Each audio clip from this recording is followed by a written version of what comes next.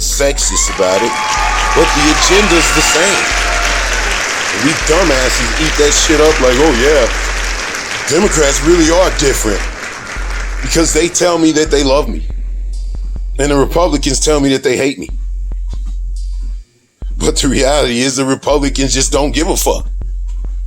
Democrats need you to vote, so they're gonna pretend that they love you. They all hanging out in that same fucking country club. That same one that you ain't invited to. That same one where they all fucking give each other high fives when they see another fucking pig kill another black motherfucker. They all pretend to give a fuck when they get in front of them cameras. But they hanging out with these motherfuckers, laughing at you motherfuckers. Falling for this shit. Motherfuckers been telling us about this shit forever. We still fucking falling for it. I heard some motherfuckers talking about some Democrats. Just the other day, they was talking about how it was basically that fucking argument from 1984. Somebody said if we would just spend some of this, money that we're spending on those airplanes. Somebody spent like $1 trillion or some shit on some shitty fucking airplanes that don't work for shit. And we don't need them. And one of the motherfuckers was like, man, all you gotta do is how many fucking what they say, how many unemployment checks or something like that. That's what it was. How many of those stimulus checks could have been paid for instead of those stupid airplanes that we don't need? That's the same thing motherfucker said in that goddamn book, 1984. If we could just fucking spend money on one of these aircraft carriers, we could build up a fucking city super nice, because that's basically what it is, a floating city. If we fucking built up some of these fucking poor neighborhoods in these fucking shitty cities, instead of fucking buying another fucking aircraft carrier that we don't need. That's an argument from the fucking 30s or whenever that motherfucker wrote that book. And we're still saying that shit. Fucking Democrats. And somebody on the Young Turks said that shit. I remember now. Yeah, we could just spend so much money on the fucking, instead of those planes, we could have just thrown them into somebody stimulus checks. Same dumbass argument. Democrats are pretending they just don't know why we can't just spend some of that fucking ridiculous fucking military money or some of that ridiculous cop money on actual places where it could actually help. Read 1984. Watch Futurama. 1984 tells you straight out, they would rather build those fucking aircraft carriers that they know they don't need than fix up these fucking neighborhoods. They want a poor class. They need that class to stay fucking hopeless. And how do you do it? By having a constant fucking war machine that gets all these idiots and their patriotism boners, gets them all up on that patriotism, and they don't even fucking think about how they ain't got shit to eat or how their fucking goddamn pipes are bursting. Because as long as the military has a fucking another aircraft carrier, that's all anybody, poor or rich, even cares about in this fucking country. Build up the military. Build up the military. Books have been written about this shit. Of course you can fucking spend goddamn all kinds of money from the military on goddamn poor people if you fucking wanted to. Democrats. You don't want to. It's a false posture, and we fucking all fall for it, man. I'm done. Fuck Democrats. Fuck Republicans. This fucking goddamn politics shit is a joke. They're doing shit to us that we know about it. We've known they do this shit because they wrote about it in books, bragging.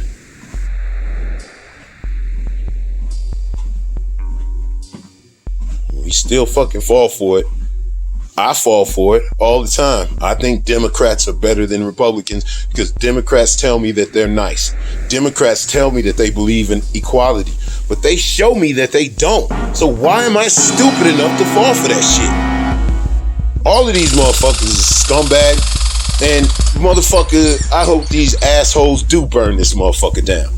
I hope these assholes blow up the fucking Capitol and all the shit they've been talking.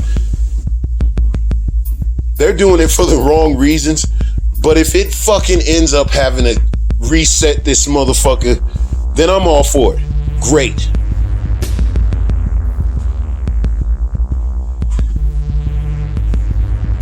As long as these motherfuckers are for killing black people, which all Democrats and all Republicans, as far as I'm concerned, are responsible for, then that's why they shit should get burned down. Because every time we see some motherfucker kill somebody, some fucking cop kill some black motherfucker, it's always the same shit. It's a group of fucking, most likely white motherfuckers will either do a grand jury or they'll be in a real jury, and they'll come up with these fucking excuses to let these cops get away with it. So when motherfuckers tear shit up, they should fucking burn your motherfucking store down. They should wreck your shit. Because you the one that fucking allows this shit. You're the one that sits on those fucking juries and then tries to pretend innocence. It's the jury of your peers that are letting these assholes constantly get away with these fucking killings. And they are Democrats and Republicans sitting on them juries. And they always finding that it's okay for the fucking cops to murder people that look like me. Democrats and Republicans doing that shit. The Democrats will pretend that they got a problem with it, but it doesn't matter what you say if your fucking actions are showing different. When these assholes get on these juries and inevitably let these fuckers out,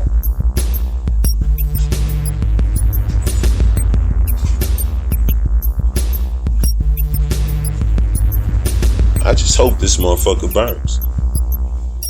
I hope motherfuckers realize that none of these businessmen and women that own these fucking stores that maintain this fucking status quo for the fucking community, none of them are innocent.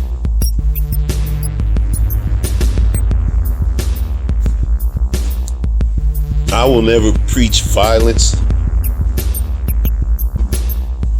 to anybody, not to my kids, not even to myself. Not violence against another person unless they're trying to hurt you. If somebody's trying to hurt you, fuck yeah. You go from, if somebody is trying to hurt you or somebody even acts like they about to hurt you, you got the right to go from 1 to 11 immediately. And I don't give a fuck who it is. If somebody is trying to hurt you, defend yourself by any means necessary. But I don't advocate fucking going out and doing violence. But I absolutely believe in breaking shit. Especially the motherfucking shit that are responsible for this motherfucking situation that we all involved in.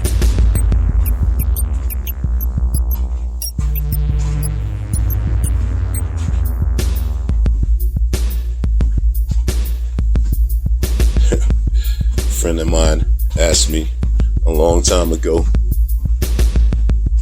do you believe in vandalism?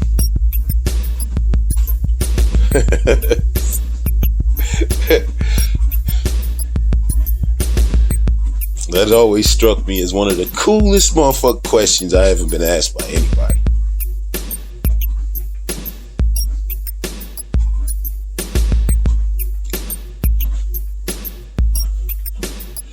Somebody's fucking with you.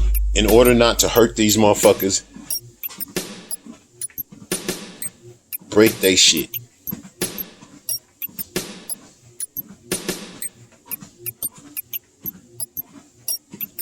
That's the way I see it. In order to not go out and really fucking hurt somebody, sometimes you gotta break some shit.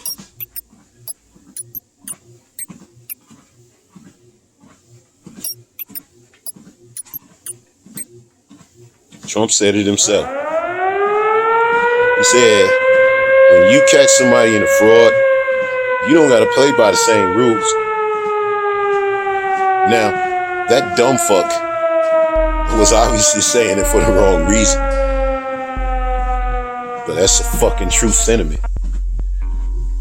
That asshole ain't never said anything as true as that shit. He said it for the wrong reasons. He full of shit. But when you catch these motherfuckers in a fraud, you got the right to play by different rules.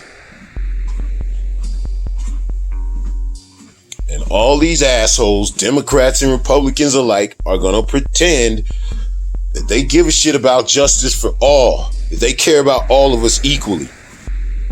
And then their actions, when they let these fucking assholes off, are gonna show how they really feel. So let's all of us stop listening to these fuckers' words and start watching and paying attention to what they do. I don't give a fuck if they're on the left or the right. Watch what they do. Because all you purity motherfuckers,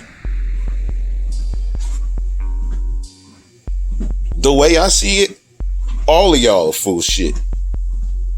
All of y'all pretend. But you give a fuck about equality. You give a fuck about me equally to some fucking old white lady. But you don't. And we know it. So why the fuck should I pretend anymore?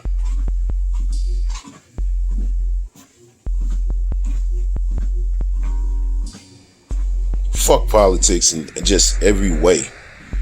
The left is full of shit and the right is full of shit.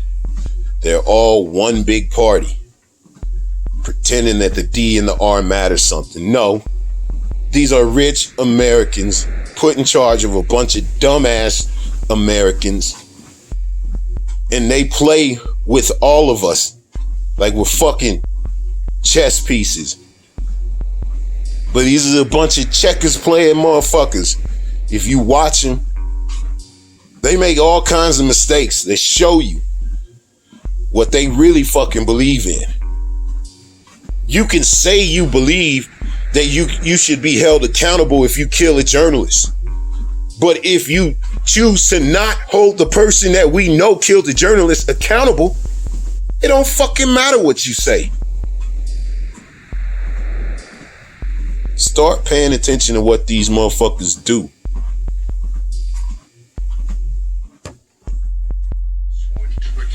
March 1st, 2021. Walking on a treadmill. My God, this fucking movie looks bad. Fucking Scorpion King. Walking on a treadmill, watching The Strangers.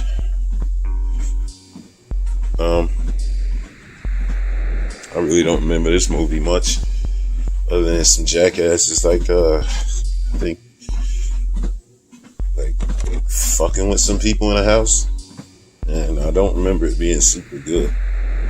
So we can try to get through this bitch nice and quick.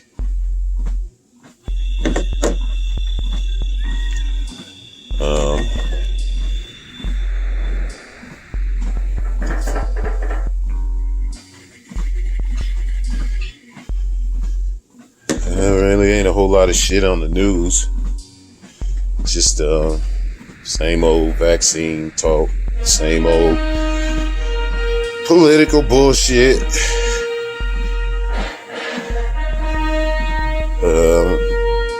Trump got done talking at the fucking CPAC,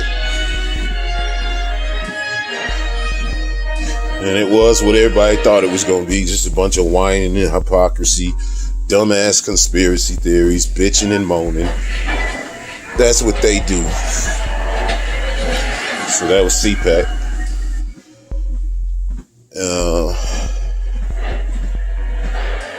Mike Pence got less than 1% as far as like motherfuckers that they want to run for president next year. The fucking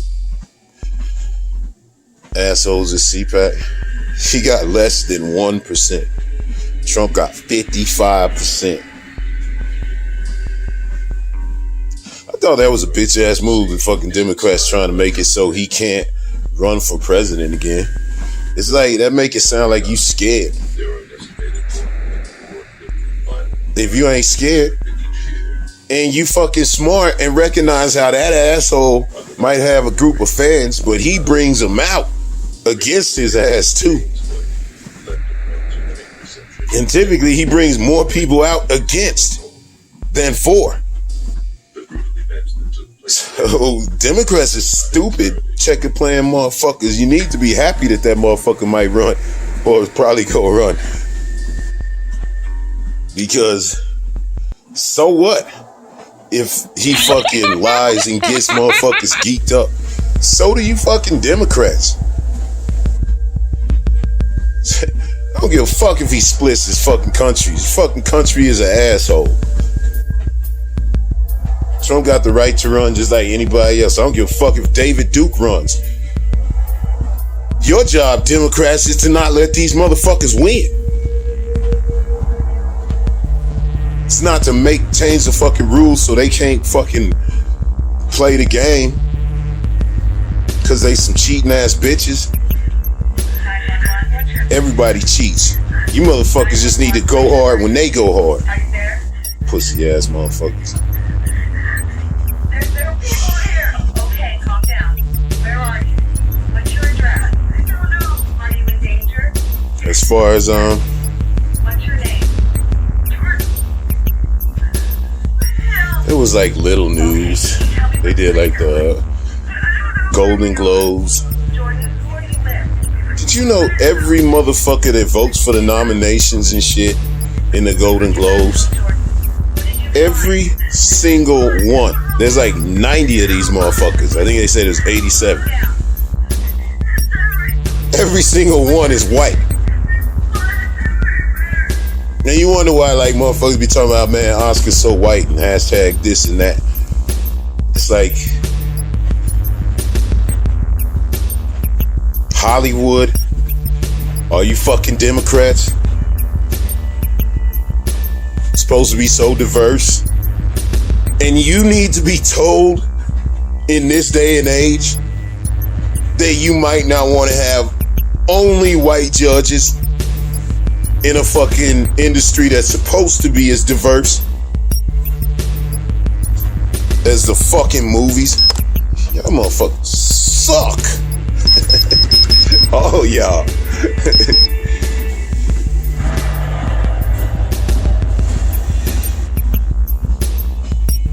Some dude died on a fucking golf course, like trying to fish out his motherfucking ball. Like he must have tripped and fell and bumped his head or something and then drowned. That is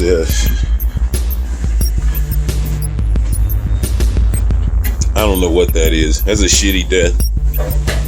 I don't want to say it's a stupid death because I don't know. It could have just been an accident. Motherfucking accidents happen. But that is not a fucking awesome death.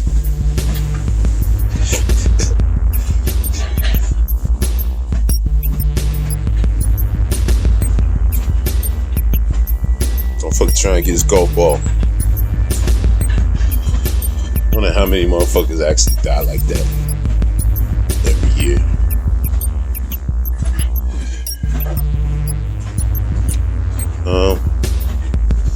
So yeah, I made it through another fucking month. Every day at least a half hour. Really every day pretty much like 45 minutes. Cause I rarely stop at a half hour. 2 months of this shit. And I don't feel not even slightly healthier. I mean, I've always walked and I've always done shit. This is just like since I've been doing it daily. I don't feel no fucking healthier. I mean, it's cold in the winter, and I think I've had a couple fucking bouts with the sniffles since I've been out here. But I ain't lost no weight.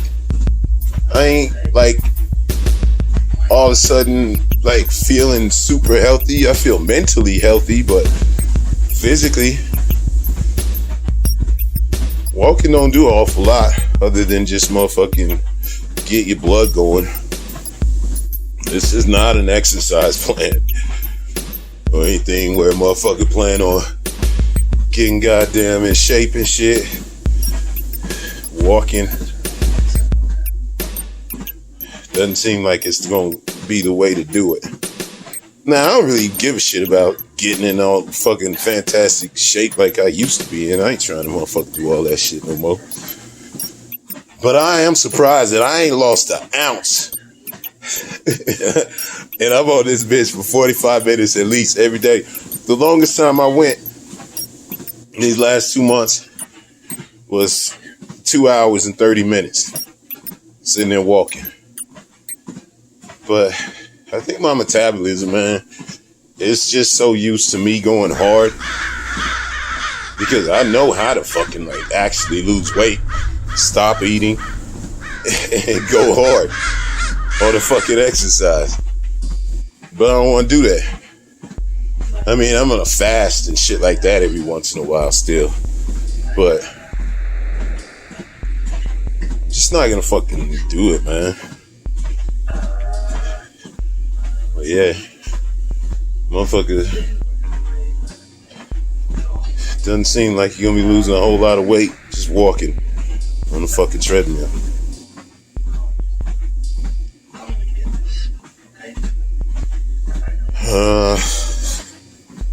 I think a lot of times when I rewatch some of these motherfuckers, I think I spent a lot of time on fucking politics last month.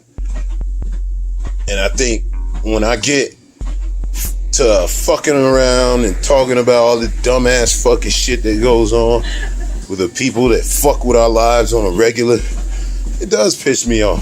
It gets me bent. Fucking politics is a joke on both sides. I don't know why the fuck I pay so much attention to that shit.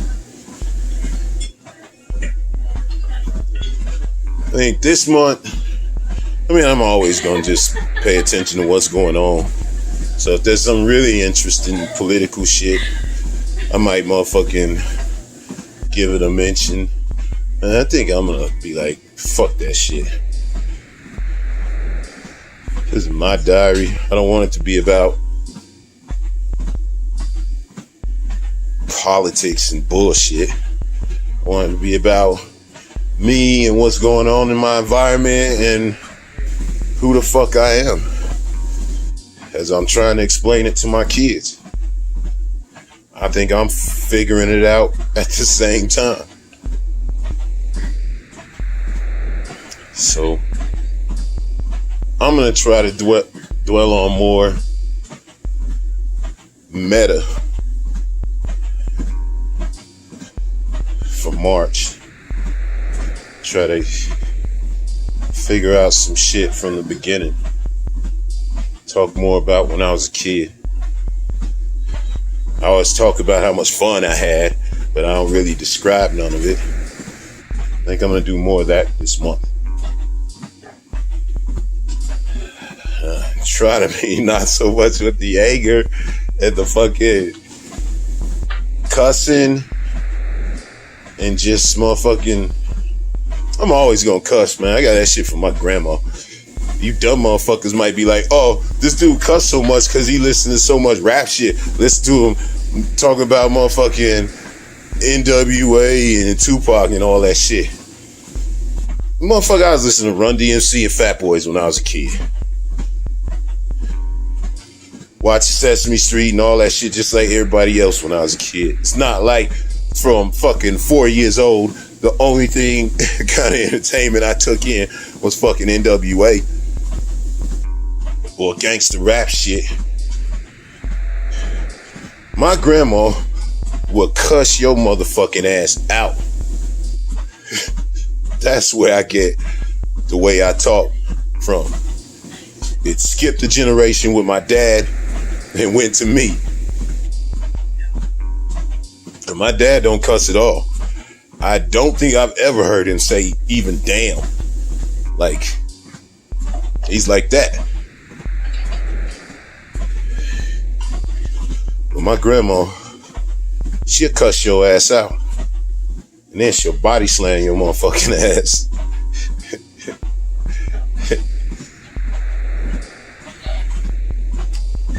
I got some real shit. I seen my grandma body slam a motherfucker. Twice. I seen her hit a motherfucker upside the head with a frying pan like they do in the comic strips. Like, crack a motherfucker over the head with a goddamn frying pan. And I seen her physically pick a motherfucker up. Like one of the dudes she was seeing. We sitting on the fucking porch, smoking weed and drinking, and the whole clique. And we hear motherfuckers screaming for help in the backyard. So we go running out there and look and see what's happening. And we run into a motherfucking scene. My grandma got old Joe, the motherfucker she was seeing at this time, on her motherfucking shoulders. And she flipping him around like, twisting him around like they do in the fucking WWF. Or in wrestling. And she, wow, dumped that motherfucker on his head. That's my grandma. I come from a motherfucking mean ass old lady that'll fuck you up. So, no motherfucker, I don't talk like this because of gangster rap. I talk like this because of gangster ass old lady that'll bust your ass and mine. That's one motherfucker I would never fuck with. It's my grandma. She died when I was like 15. Truly good people. So yeah.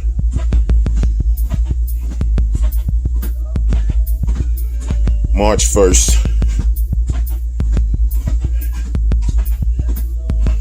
I'll try to get more into what I am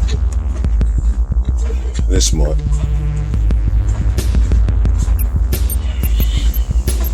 Oh damn, it's still March 1st. This movie is fucking garbage. I mean, it's so boring. I've been out here for a fucking half hour and nothing has happened. Bitch came to the fucking door. And these motherfuckers are whispering. That's another thing. That's the only problem. The only reason the Gray Zone is not a 10, because it is a 10 out of 10 in every way, except they are constantly whispering in this fucking movie, in the Gray Zone. So you can't hear what the fuck they're saying. So you gotta have the subtitles on so you can fucking read what they're saying. So you're missing parts of the fucking movie because you're reading it. That's annoying. That's why the Gray Zone is a 9 instead of a 10. Excellent movie, just a horrible job with the sound. These motherfuckers are the same, except this is nowhere near a fucking good movie. This is a shitty, boring, stupid fucking movie where it's about some couple, I think they don't really like each other, but got married for some reason. Like the bitch was waiting for the dude to carry her across the motherfucking threshold as they enter their new house. And then the dude just walks up smoking. So she just stands there and shit. Like that's the drama and shit. This one of them movies where the motherfuckers is gonna go from goddamn super low and quiet, you can't hear what the fuck they saying, and then it's gonna be super high and loud because they're gonna be running around screaming. I hate movies like that. Hollywood needs to fucking figure this shit out by now, man. Volume leveling. So when motherfuckers are whispering, you can hear it, and when motherfuckers are screaming, it doesn't fucking blow your speakers out.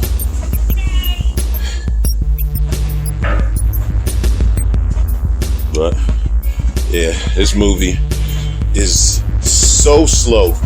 Like I know stuff happens in this movie, and I believe that it's about to get to it. But to make a motherfucker wait like a half hour before you do anything, just a boring ass couple hanging out with each other. Now it looks like shit's about to finally fucking get real. Ugh, this was the first movie I was about to quit. I was like, man, I know I said I was gonna watch all these motherfuckers, but god damn. And they don't even got no subtitles on this one. This is how cheaply made this motherfucker is. You push the fucking subtitles and nothing comes up. So all this whispering shit, I have no idea what these fucking assholes are saying. The Strangers. This fucking movie sucks. Fucking watching this boring ass goddamn shit. Seriously, I'm cheering for this fucking couple to die. Fuck this movie. Yeah, but like I was saying, before I got off into how fucking much this movie sucks and politics and all that bullshit. It seemed like I'm fucking mad. You know what I'm saying? Because I get all bent when I see all these fucking news stories that are just for shit, man. But like just since I've been doing this walking shit, I've had some really good conversations with all of my kids individually at some point since I've been doing this walking.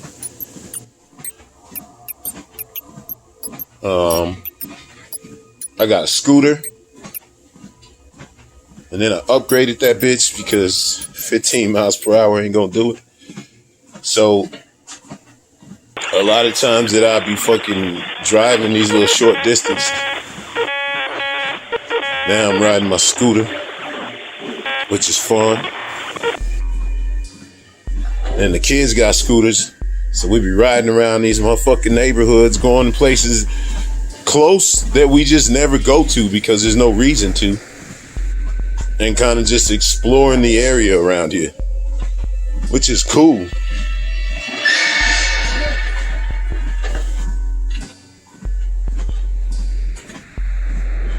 Oh God, something actually happened in this fucking movie.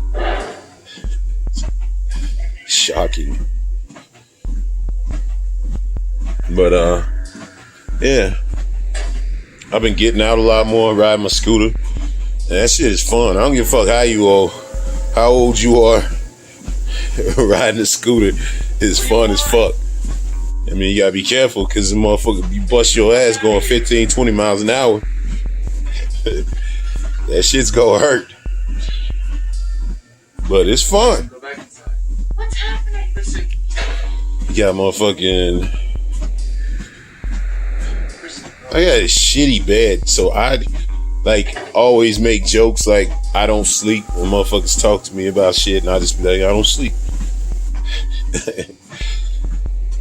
In many ways, it's true, man. That fucking bed is a piece of shit. So I'm fucking replacing that motherfucker with a water bed. So That's going good. Kids going back to school, even though I was like nervous about it and all that shit. That's good. So it seems like I do a lot of bitching, and I do, but it's mainly from shit that I see on TV. Like I shut down my motherfucking jacuzzi because it takes up so much electricity and shit, and it's like a pain in the ass to maintain, especially over the winter. So that's like another thing that's easier. I got a fucking dog a couple months before I started doing this, and she's an annoying, bitey little fucking asshole of a dog, but she's mine, so I'm cool with her. Maybe it's because she's a girl. I haven't had a girl dog in a long time, and the last girl dog I had was vicious as fuck, Bonnie. When I was a kid, that's the last girl dog I had, and she'd bite the shit out of anybody. She didn't bite us, but she would bite the shit out of anybody that came near us. This dog is like the opposite. It's like she fucking bites everybody in the family, just nipping, and like she's a herd dog. So she's trying to herd in every part of her life. Like everything she does is what she would be doing if she was out on the fucking field running around biting sheep instead of us. So it's a pain in the ass, but generally she's a good dog, and she's getting better as she grows older. So yes, fucking politics and shit like that gets me bent, especially if you notice a lot of the times I'll start talking about a subject and this shit will last for days as I'm going through it, and talking about it, and I'm talking to this phone, but at the same time, it's like I'm figuring out how I feel about these things that I'm talking about at the same time I'm talking about them. So a lot of times when I get to talking shit, it's like I don't know that I'm all of a sudden gonna get bit. It just happens. But yeah, I got a lot of shit to be fucking happy about and thankful for.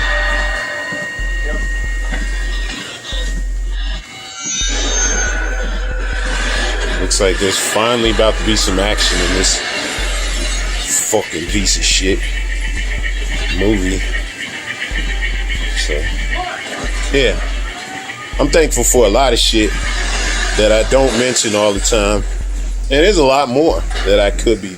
I'm not gonna sit here and list off everything I'm fucking thankful for like it's fucking Thanksgiving. But I have noticed that it seems like I'm mad, and motherfuckers that watch this shit be like, man, this motherfucker mad. No, I'm mad when it comes to society and the fucking bullshit that they love to pull, especially on motherfuckers like me. But generally in life, like right now, I'm definitely on the upside. There's downsides and upsides. We all go through them. I'm definitely on the upside. I'm glad. I'm gonna ride this bitch until it starts going down. So while it might seem like I'm all mad and pissed off, that's politics and bullshit. As far as like life, I really can't complain.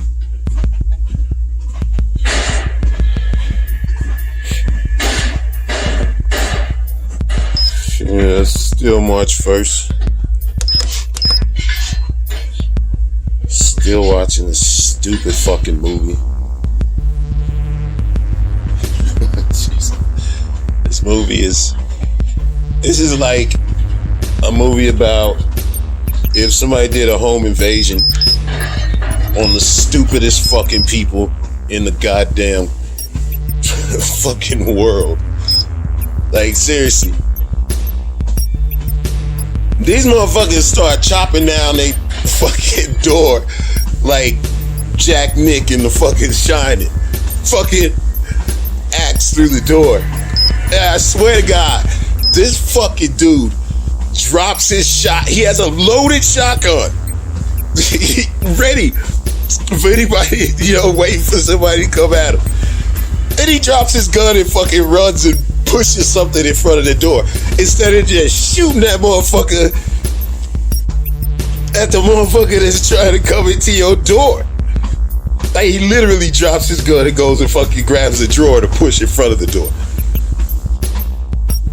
And then his friend shows up, and I guess the strangers fuck off. And he sees all this destruction, including somebody busted out his window as he's pulling up. And he sees all this destruction that's gone on in this house. And instead of saying, hey, anybody in here? Are you guys okay? He just creeps all quietly through the fucking house. And he gets to the room where the motherfuckers are hiding, and the dude's got a shotgun ready. And of course, he shoots him.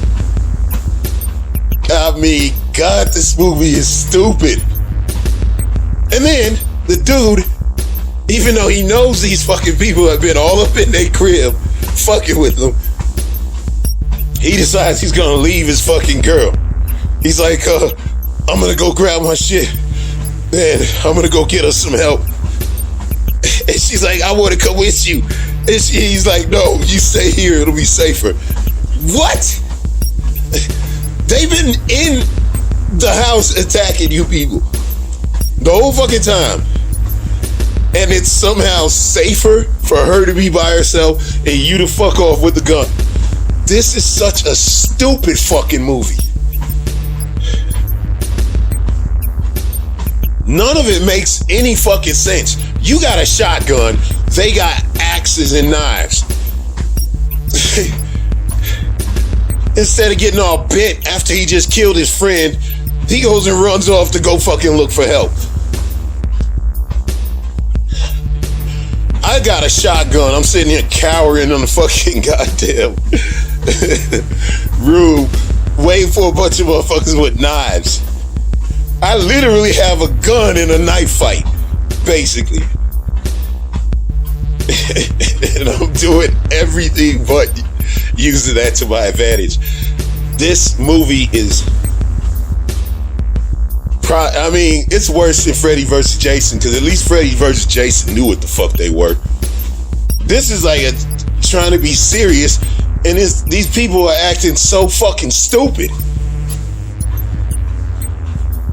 Nobody would do this. The Strangers is a piece of shit.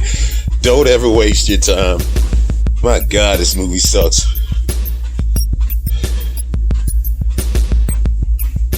Speaking of home invasions, I was watching John Oliver. John Oliver is the best at like any of this shit. The late night gang. Like, I pretty much watch them all. I watch Sam B and motherfucking Seth Meyers and not really any of the Jimmys, but Stephen Colbert, Daily Show, all that shit. The Daily Show has fallen off so hard since Jon Stewart left. But pretty much every motherfucker except for Seth Meyers and is like an alumni of the fucking Daily Show from Jon Stewart's days, including John Oliver. He is the best by far at what he does. He just did it's not even just the late night shit. Even if you compare him to like the Young Turks or the Hill or the actual news, CNN or any of that shit, John Oliver is heads and tails better than all of them. More informative and smarter and funnier. Hassan Minaj might be the only motherfucker that would give him a go, but that Netflix shit, he only does a couple shows a year. You just really can't compare it to, as far as like, he knows what he's talking about. He's really smart and entertaining, but he doesn't do enough shows. He should have been the one to actually take over the fucking Daily Show, because the guy that does the Daily Show, Trevor Noah, that dude is just not funny. Now, he talks about relevant subjects, as far as like, a lot of these motherfuckers like to ignore race. Trevor Noah is willing to talk about race, which I appreciate. And that's the only reason I'll still watch him, because he is not funny at all, ever.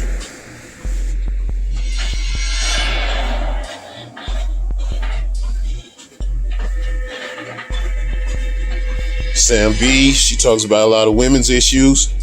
And since nobody else talks about women's issues, I give her props for that. And she's definitely funnier than Trevor Noah. But Hassan Minaj should have got the Daily Show, because what he did with that Netflix show shows that if he had a weekly or a daily show to do, that motherfucker would pump out some really interesting comment, and he's like all about that fucking next gen type, that techie shit. So kids really like it. But man, John Oliver is way better than everybody else.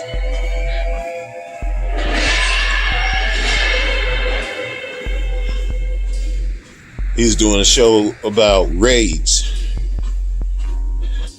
about the fucking police doing no-knock warrants and even knocking warrants. Doesn't seem to make that much of a fucking difference. Like when I was talking about the fucking police came up in my crib without my motherfucking permission. This is the fucking scenario. I'm sitting downstairs chilling, doing my thing. I'm probably smoking some weed or some shit, watching the motherfucking TV.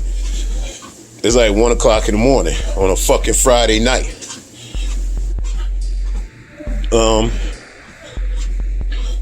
I hear outside the window what sounds like it's coming from the fucking apartments behind my house, because there's like some apartments behind my house, and there be shit happening all the time. And sometimes there be some shit with my neighbors going on. So I hear somebody over a fucking loudspeaker or a megaphone, whatever you want to call it, yelling at somebody. And then I just look out the window and I just figure, it's probably they yelling at somebody in their fucking apartments. I ain't gonna pay no attention to that shit. So I just keep watching TV, doing my thing. Family's upstairs, I'm downstairs. So I say probably 15 minutes into this, clearly hearing somebody yelling at somebody over a fucking mega speaker or a megaphone, that this shit is like still going on.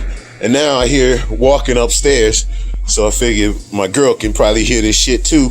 So let's go out and get nosy, see what the fuck is going on. So I hear my girl walking around upstairs, so I go upstairs. And as I get up there, she's like, what the fuck is all this going on? Because we can still hear the fucking megaphone shit. And she says there's a bunch of missing calls on her phone, like from some unknown number. So we're like, what? And we're looking out. And then I open the door and I see, oh, these motherfuckers ain't in the apartments. They're in my neighbor's yard. So I'm like looking out to see what's going on. And the motherfuckers is like You could still, even though the door is open, you can still barely hear what these motherfuckers is saying. And I go, are you fucking people talking to us? And he's like, yeah, we're talking to you. Come out with your hands up. I'm like, what the fuck? Then now I'm starting to think, wait a minute, because I'm smoking weed downstairs? These motherfuckers brought a fucking SWAT team? So, fucking goddamn snow on the fucking ground, cold as shit. Me and my girl walk outside without no fucking shoes on or nothing, with our fucking hands up. And then these assholes tell us about it. Some fucking guy running around with a gun, and the fucking stupid dog led him to follow this tracks to our fucking yard, supposedly. But you know what I think? I think bitch ass motherfucker smelled some goddamn weed and was like, the dog fucking came in here. Because God forbid you fucking teach a fucking dog the difference between chasing tracks, sniffing bombs, and sniffing drugs. You should have different dogs for all these things. Not for fucking one fucking size fits all, you dumb fucking stupid shits. Like, seriously. I ain't fucking bothering nobody, but this dumb fucking dog obviously stops in my yard, and these assholes can smell the motherfucking weed. So they know goddamn well that's why that fucking dog stopped. Ain't got shit to do with no motherfucking asshole running around my house with a fucking AK because somebody got shot up in some apartments down the street. But that was their excuse to come in. Even though I told them it wasn't no fucking bullshit going. I told them, yeah, it's me fucking downstairs smoking weed. That's probably why your stupid ass dog hit on our house. And they was like, oh, we still have to go in and check. They were very polite. I ain't trying to say that they bum rushed me and shit like that. Even though we was outside for like 5 minutes, and these assholes did think they was gonna come up in our crib while we was gonna sit in some cars. Then I was like, hell no, man. Our fucking kids in there. Y'all ain't going up in our fucking crib searching my motherfucking house with my kids sitting in there, and we sitting out here in some fucking car. So we just all went up in there, and the motherfuckers went and searched through the house and shit. And they fucking bounced with their bitch asses. Totally uninvited. But they did not crash through our motherfucking door. These fucking no-knock warrants, or any kind of fucking warrants really, where you just go up in somebody's crib, that is a bad idea. Last year, 87 motherfucking civilians killed, 13 pigs, 100 motherfuckers killed in these dumbass fucking raids. There's like some senator, I don't know, Texas somewhere, some state senator was like, you don't fucking rush into a fucking gunfight. If somebody fucking comes up into my crib, no, this is two different people. Senator said, listen, these no-knock warrants are fucking insane. If somebody comes up into my crib at 3 o'clock in the morning, I'm shooting. No questions asked.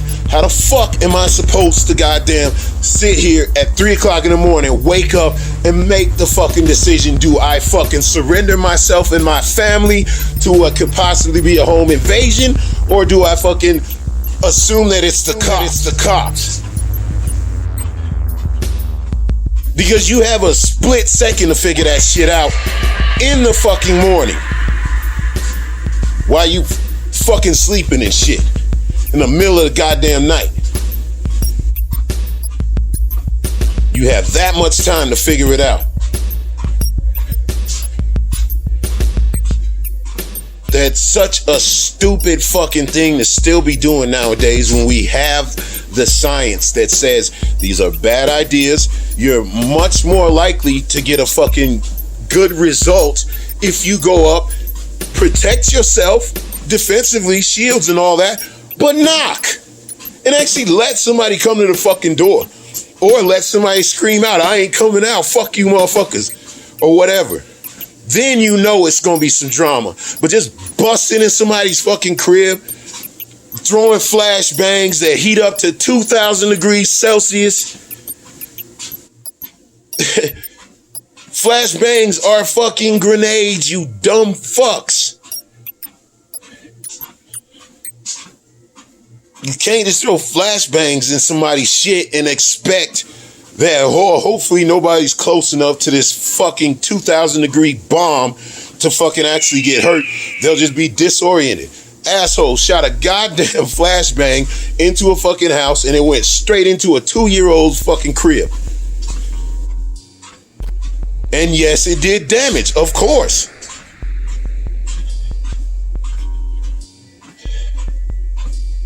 These fucking pigs, man.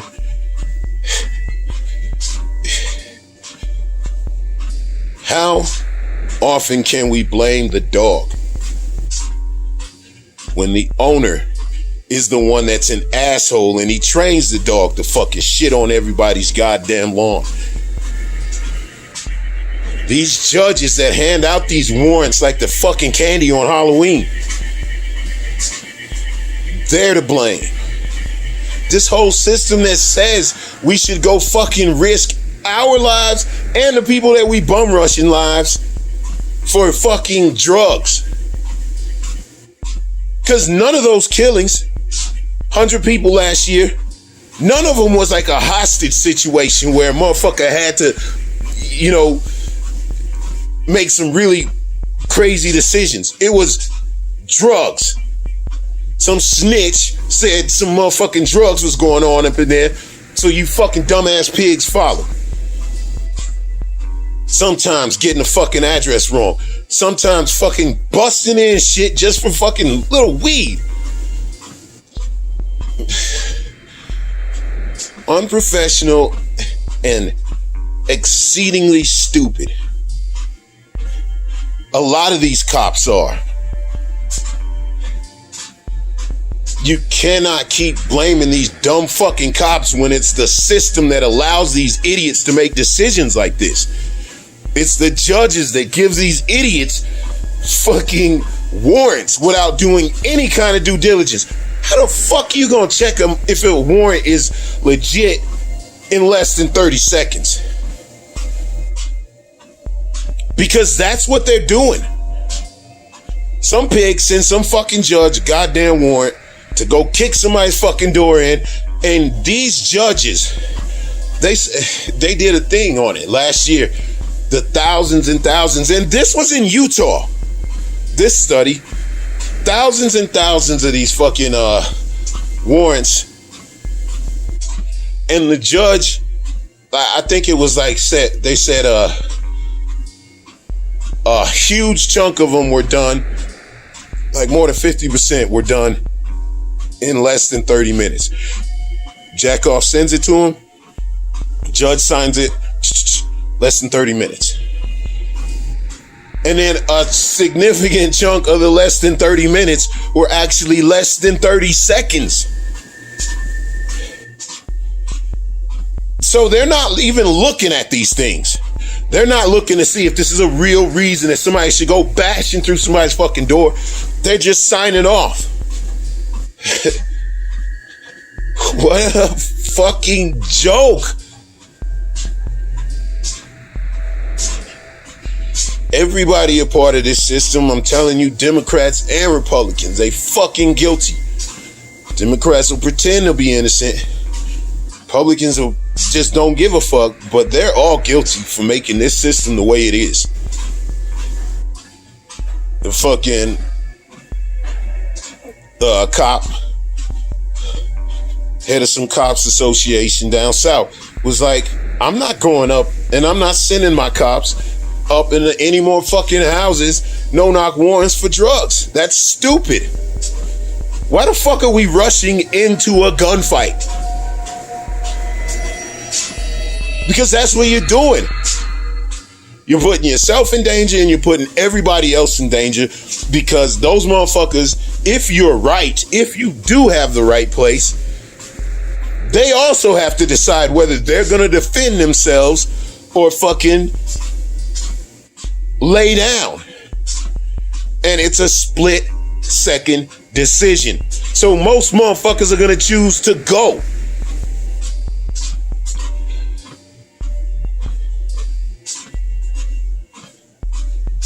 This is common sense. This is not fucking rocket science.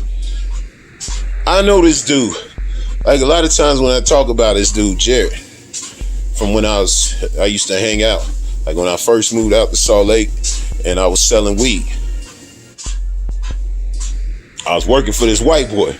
And most of the time, motherfuckers that when I talk to him, and people that know me have heard me talk about this dude, is usually in the context of when I got pulled over the same day. We both got pulled over the same day. I had a dry bong in my car that hadn't been used. It's been totally forgot about. And the fucking pig put me on probation for fucking 6 months, rolled me a ticket, and I got my fucking car impounded for having a fucking dry bong. The same day the dude I was working for, selling weed for, went to jail, or got pulled over, was smoking weed as he got pulled over. And the fucking cop let him keep his pipe, let him keep his weed, sent him on his way with a fucking, hey, don't be doing this around here no more, warning. And that was it. No ticket, no nothing.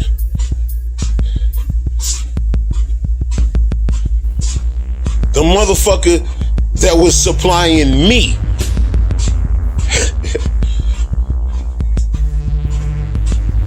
got nothing. He even got to keep his weed. I had a fucking dry bong that hadn't been used forever. And them motherfuckers fucked me over as hard as they could. So I often use that as an example of how I have been treated differently from white motherfuckers that I know. Like, I know this shit. I have several anecdotes about that shit getting treated differently than white motherfuckers. This ain't some bullshit that you see on TV or that like you motherfuckers see it. It's some shit I fucking lived. So I know what the fuck I'm talking about. This ain't nobody else's story. But that dude also has a very fucking relevant goddamn story, or this home invasion raiding, fucking cops kicking in doors warrantless. Like, that dude has a real fucking story about that shit, because those dudes, like I said, they were drug dealers. They were, I think, even though I only fuck with weed, I think they were into more than just that. And somebody came up in their crib, kicked their motherfucking door in, and fucking came up in their shit and to rob him, and they killed his roommate. Jared's roommate got smoked by some motherfucker with a shotgun that kicked his fucking door in, and they had less than, very few seconds to decide how and if they should defend themselves. And the motherfucker got killed. So there are real life decisions to make when somebody kicks in your fucking door, because it's not always gonna be the police. And the way the police act, they just say, oh well, you should just psychically somehow know that it's the police that's kicking your fucking door in. and you should just lay down. Well, sometimes you lay down, you get fucking shot for moving too fucking slow. So you should not just lay down. You should defend yourself to the best of your ability, or you end up like Jared's fucking roommate. These cops should absolutely not be doing no fucking no-knock warrants. This is a simple fucking, like, fact. Anybody that fucking thinks about this shit, when you have to decide if they hit the right place in the first place, which there's several times where these fucking assholes go to the wrong place. Breonna Taylor, for instance.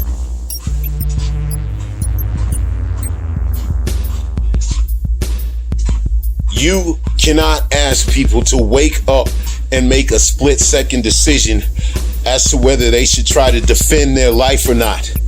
There is a fucking castle rule in America for a reason.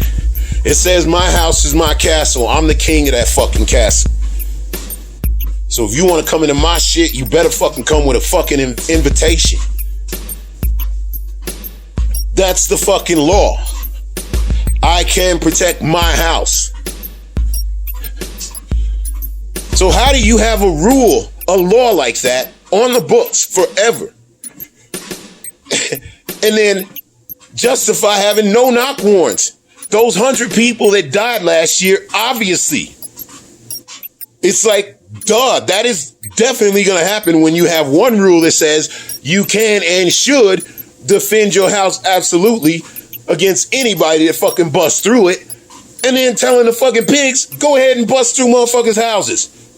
Hopefully you picked the right one. It doesn't make any sense.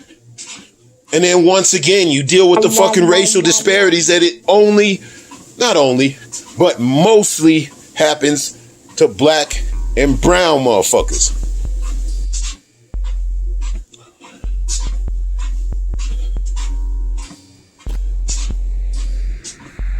Hey, you say, oh, well, they didn't come kicking through your fucking door.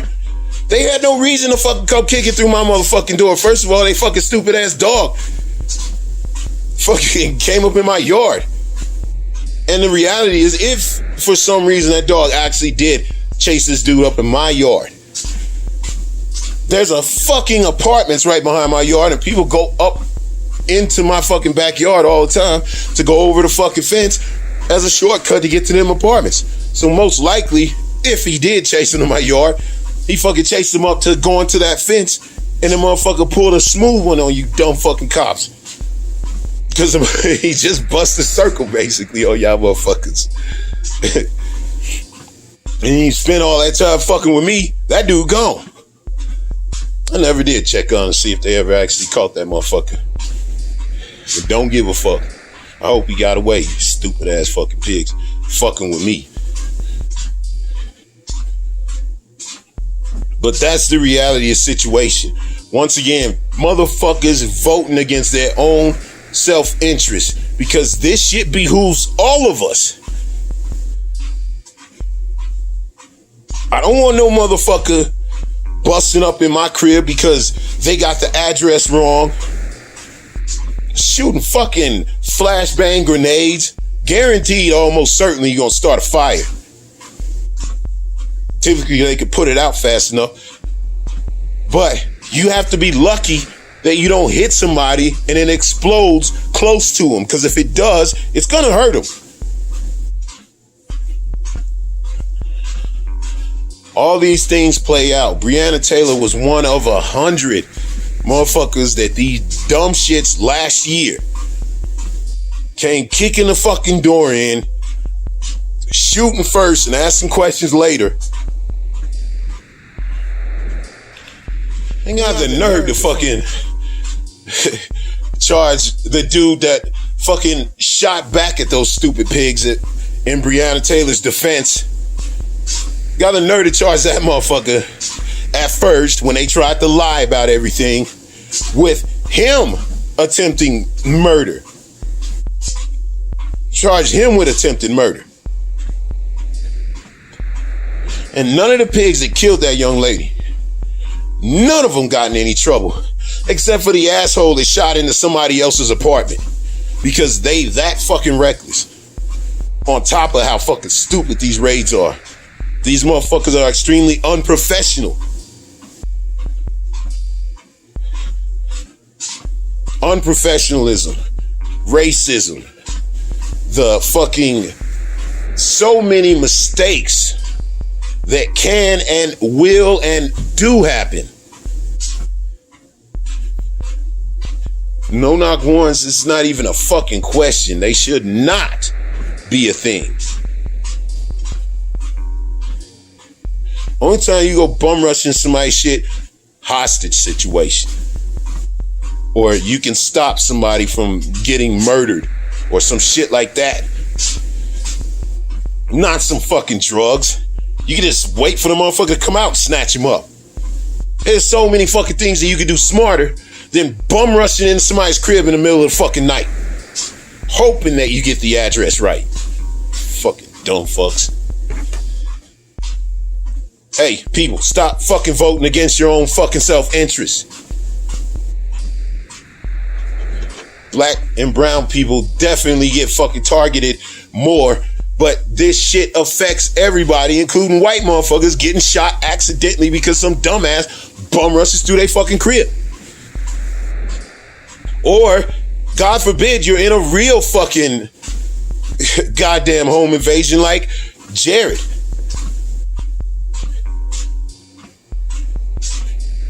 And you're supposed to sit there because it might be cops and then let yourself and your roommate get shot? No, this is a bad fucking situation and the cops... Like, seriously, how are you supposed to decide? Is this a home invasion or if this is cops? Because plenty of motherfucking people that color inside the lines get home invaded also.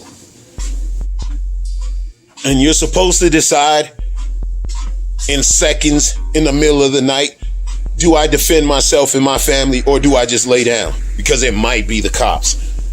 Fuck you. Dumb fucking stupid ass motherfuckers. This ain't even a fucking question. They need to stop that shit. March 2nd. 4 hours ago, 2021.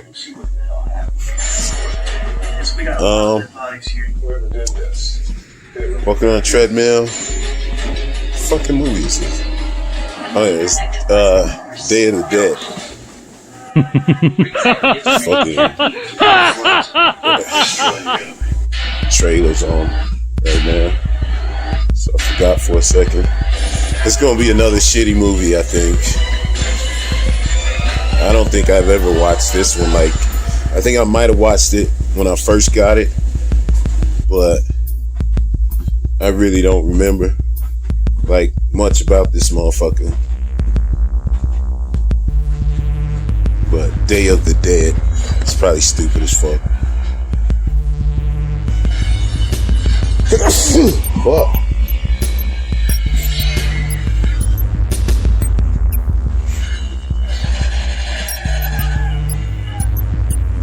Let's watch Day of the Dead. As far as news, nothing interesting. They talking about white domestic terrorists to the FBI. Like, that's what's on the news right now. It's nothing interesting. Same shit we all know. I saw some shit the other day though. I think I was watching it. My kid, Tyson, is watching some shit about Eminem. And how motherfuckers be hating on him. Like calling him Swagger Jack and motherfucking, what was it, Culture Vulture?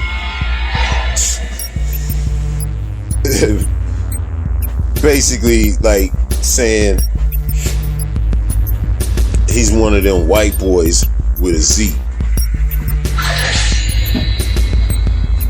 Like when I be talking about white boys, I know I'm just talking about white motherfucking that were boys when I was a boy. Not the fucking wannabes. Because we all know plenty of them motherfuckers. And that's different. And Eminem ain't one of them motherfuckers. Or at least as far as I can see. And as far as I can hear from his music. Just sound like a white boy that got motherfucking rap skills. And motherfuckers is gonna hate. Which is silly.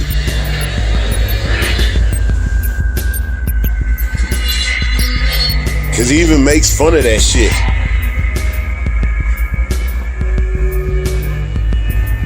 It's like he compares himself to Elvis doing black people's music. Like he knows what the fuck he doing, but he ain't never tried to act black. And that's what he's mostly being accused of, is the reason why motherfuckers don't like it. And I think that's fucking stupid. I know white boys, like with the Z. I've known a couple of them motherfuckers throughout my life. And that ridiculous fakeness. But I never fucking understood that shit. But I also knew black dudes that wanted to be white. And I always thought that shit was corny as fuck.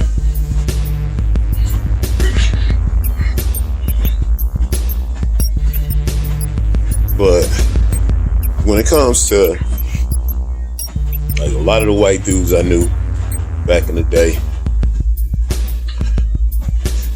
let's talk about it. I knew this dude named Chris that he liked rap shit. And he liked basketball.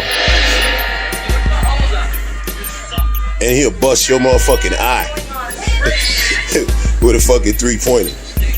Like, this kid was nice. Like, as a kid, when I was like, you know, in my early teens, and I was starting to hang out with this dude,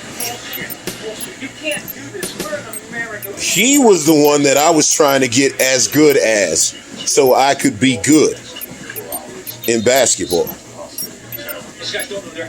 A skinny white boy. And the only way I could even get close to dealing with this kid on the court at the time was like bully ball, because I was, you know, stronger. So I could push him around a little bit. But the kid was nice. He had handles. And he had a motherfucking nice shot. A legit shot.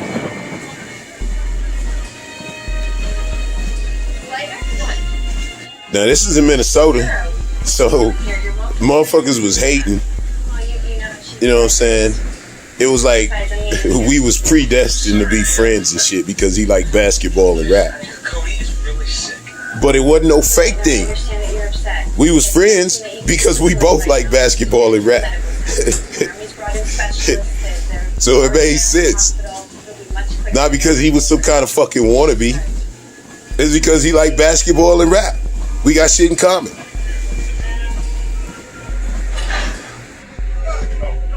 And it wasn't no fake thing, like he was trying to fake some shit to impress all these fucking rednecks or something with his fucking rap shit. He caught, not as much as me, but he caught hell from these fucking rednecks for listening to rap shit and being a part of that. I mean, you like basketball, you like rap. His favorite team was the Fab Five. Just like I love them motherfuckers. He liked that style. But he also fucking was disgusted with like Vanilla Ice. Like, and other like third bases, these motherfucking actual wannabe motherfuckers playing that dumbass trying to be black role that those motherfuckers would do. While I was listening to NWA, that motherfucker was listening to Tribe.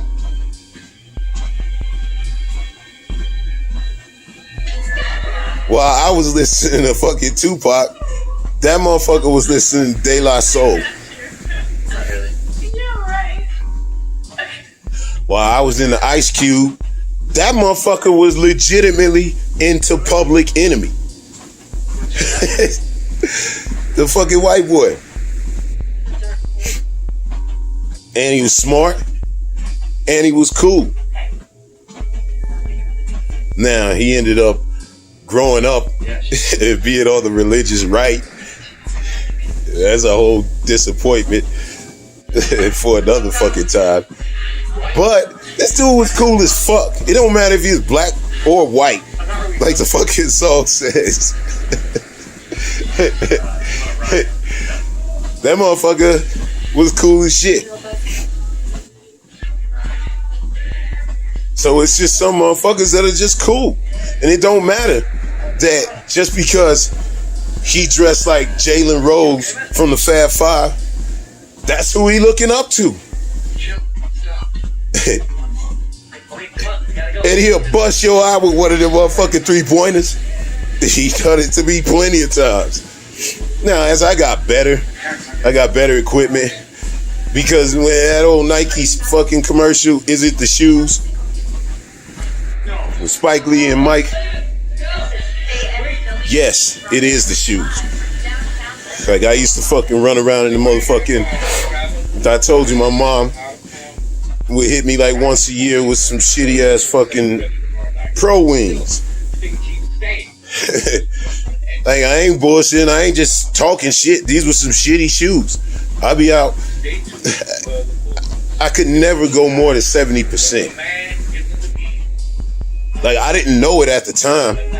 When I look back on it, I realized I could never go more than 70% because I'll break my neck trying to motherfucking go faster, jump high in these fucking shoes that will leave these streaks across the gym.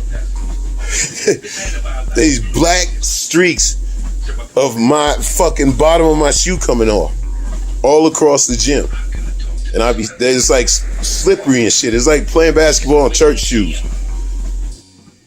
The shit didn't work. But the second I got a hold of some Nikes, the first time I played with these motherfuckers, not knowing, because this kid, another white dude, just let me fucking borrow his shoes. Because my shoes were trash and I'm fucking sliding all over the fucking place. And I think this was 10th grade before I finally figured this shit out. The kid give me his fucking shoes, and I've been working on my fucking speed and my jumping and weightlifting and all that shit. So in reality, wearing these shitty ass fucking Pro Wings was probably like akin to wearing, you know, those old school gravity like shoes that old people would wear to make it heavy on them when they're walking, and then when they put on new shoe or regular shoes, they're a lot faster because they're used to wearing heavy shoes. It's kind of how it was. Pro Wings are heavy as fuck and they slippery as fuck. Nikes are light and they don't slip. And the first time motherfucker tried to throw a lazy ass pass by me because I can only go 70%. First time I had some Nikes on, the first thing I did was get a steal because the motherfucker threw a lazy ass pass, underestimating my shit. And I went up, jumped normal, but I had the confidence of actually being able to stick, and I almost hit my fucking neck on a goddamn backboard. And I could have dunked that bitch, but I just laid it up. Like, I didn't realize how high I could actually jump. Or how fast I could actually run until I put on a pair of Nikes. So, that's just a quick aside. Yes, it is the fucking shoes. And I definitely got up to that dude's ability. As far as like, I wanted to be as good as Chris. I got as good as Chris. I got a shot, and I got my handles nice, and I was still stronger. So, even though I never got to play that motherfucker, because I didn't really get good until after school. And I actually just fucking would sit around the goddamn park all day selling weed and shooting baskets. That's what I would do. Like when I moved out here. That shit was fun as fuck, and I got nice. While other motherfuckers was out shooting around, you know what I'm saying, playing, I was doing fucking goddamn drills up and down the court. These motherfuckers be shooting around, playing they lame ass games, and I was getting nice. When I first came out of Salt Lake, I couldn't even play with my brothers. With my brother Mike, my real brother Dre, and my brother Abdul. Like, we would go places all together and shit. And them dudes was so much better than me and better than Chris Mason. I shouldn't have said his name. But they were better. They were so much better than anybody that I played with in Minnesota that I just couldn't play with these dudes. So I'd be sitting around on fucking sidelines while they fucking playing. And that shit made me feel some kind of way. So I got good to the point where these motherfuckers ain't gonna admit it, but I was the best player on that team when we would go out and play together, because I got a shot and I got my handles nice. And every other team that I would play on, we played fucking hoop it ups and shit like that. And it's not like I would just search out motherfuckers that were less ability. Is I fucking worked my ass off getting my handles nice. God damn it. My ass off getting my handles nice. God damn it. It's supposed to be by Eminem, not basketball. What the fuck am I doing? Yeah, talk about white boys. So Chris was nice. And he liked rap shit for real. Back when we was kids. And probably still does. I ain't gonna speak for no motherfucker, but I gotta assume my taste hasn't changed that much. So most people's probably don't. Can't imagine that motherfucker sitting around listening to a bunch of country music. So then she got.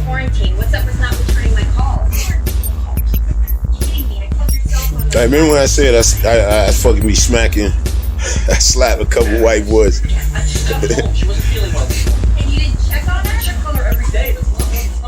Like, one of them was this asshole. The motherfucker owed me money, and he was talking shit about it. And he was a bully to the neighborhood that I had just moved in. It was like I did everybody a favor by putting this motherfucker in his place. But it ain't about him. How are you feeling now? This other time I was hurt. I was on crutches. I had busted my motherfucking my ankle. Bad. Like, it was just basically I sprained it as bad as you could sprain. Like, without breaking it. I fucked my shit up nicely. I came down on somebody's foot off a rebound. And I watched my foot turn to Nutty Professor. In seconds, man, that motherfucker swole up. Like, it was crazy. It was swelling up in my shoe. I had to get that shit off quick. And I couldn't walk on it. Like, literally, I was a bitch ass motherfucker. I had my friends from the basketball court carry me to my motherfucking house because we was playing on the court in these apartments. These apartments that are just a couple blocks away. Dude, I used to do some crazy ass partying in these apartments that are just like about 4 or 5 blocks away from where I live right now. It's crazy. But they carried me to my apartments, one of them on each leg, one of them on each arm. And they fucking carried my bitch ass.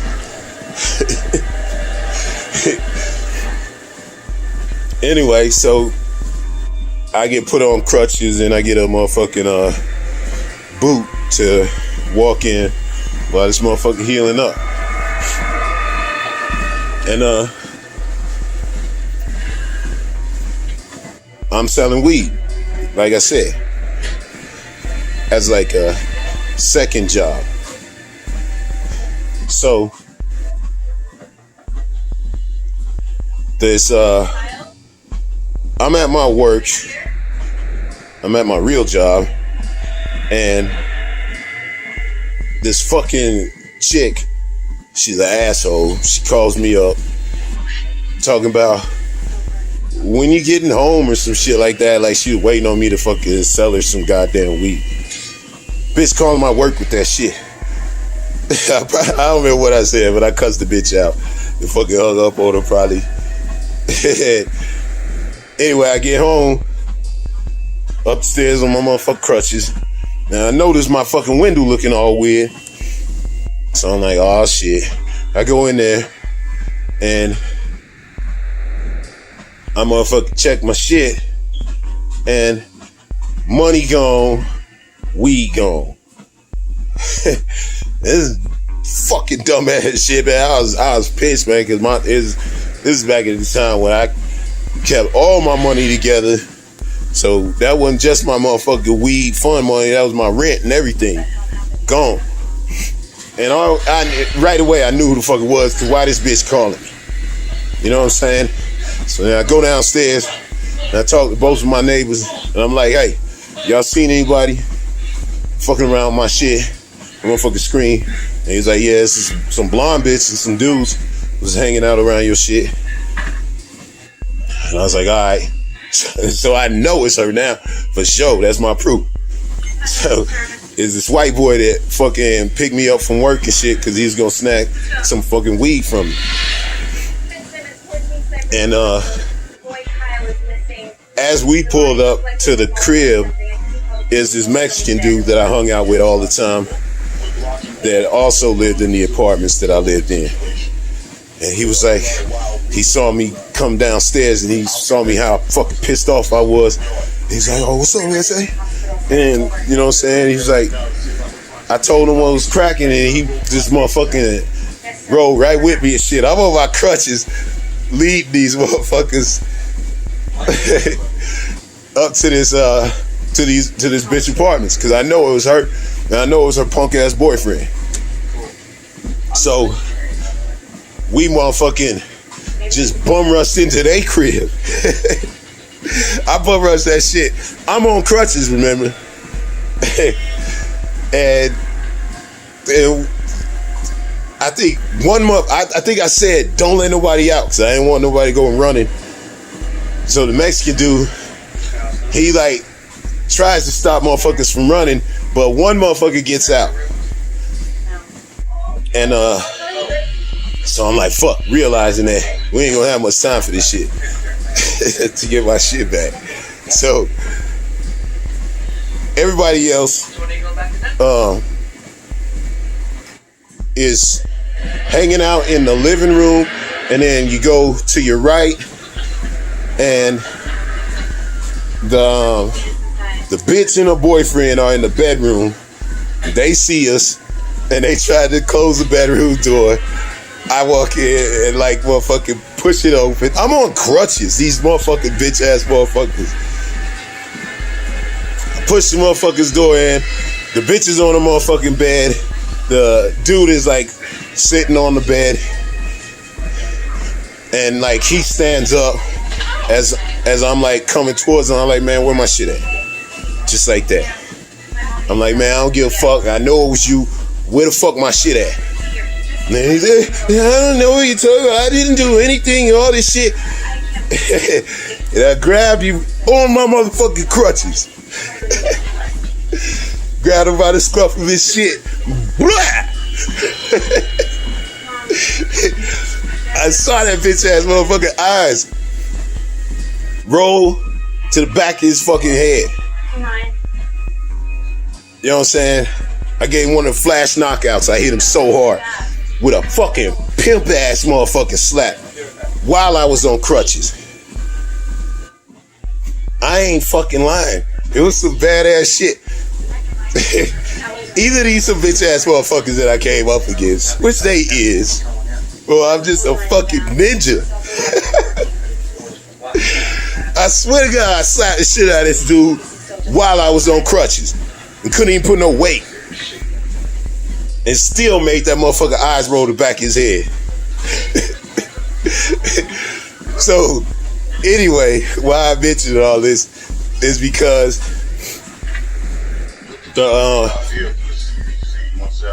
the dude, I let him go, let him fall back onto the bed. It was a quick flash knockout, so he jumps right back up like he's about to do something to me. Now,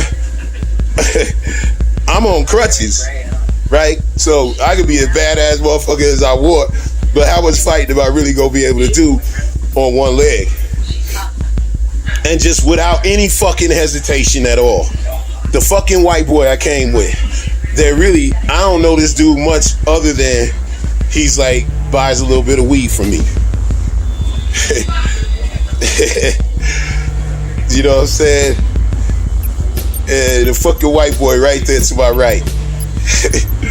He sees this dude stand up all fast, and he just cracked him straight in his motherfucking shit, knocked his ass right back down. It was like, where the fuck my shit at, motherfucker?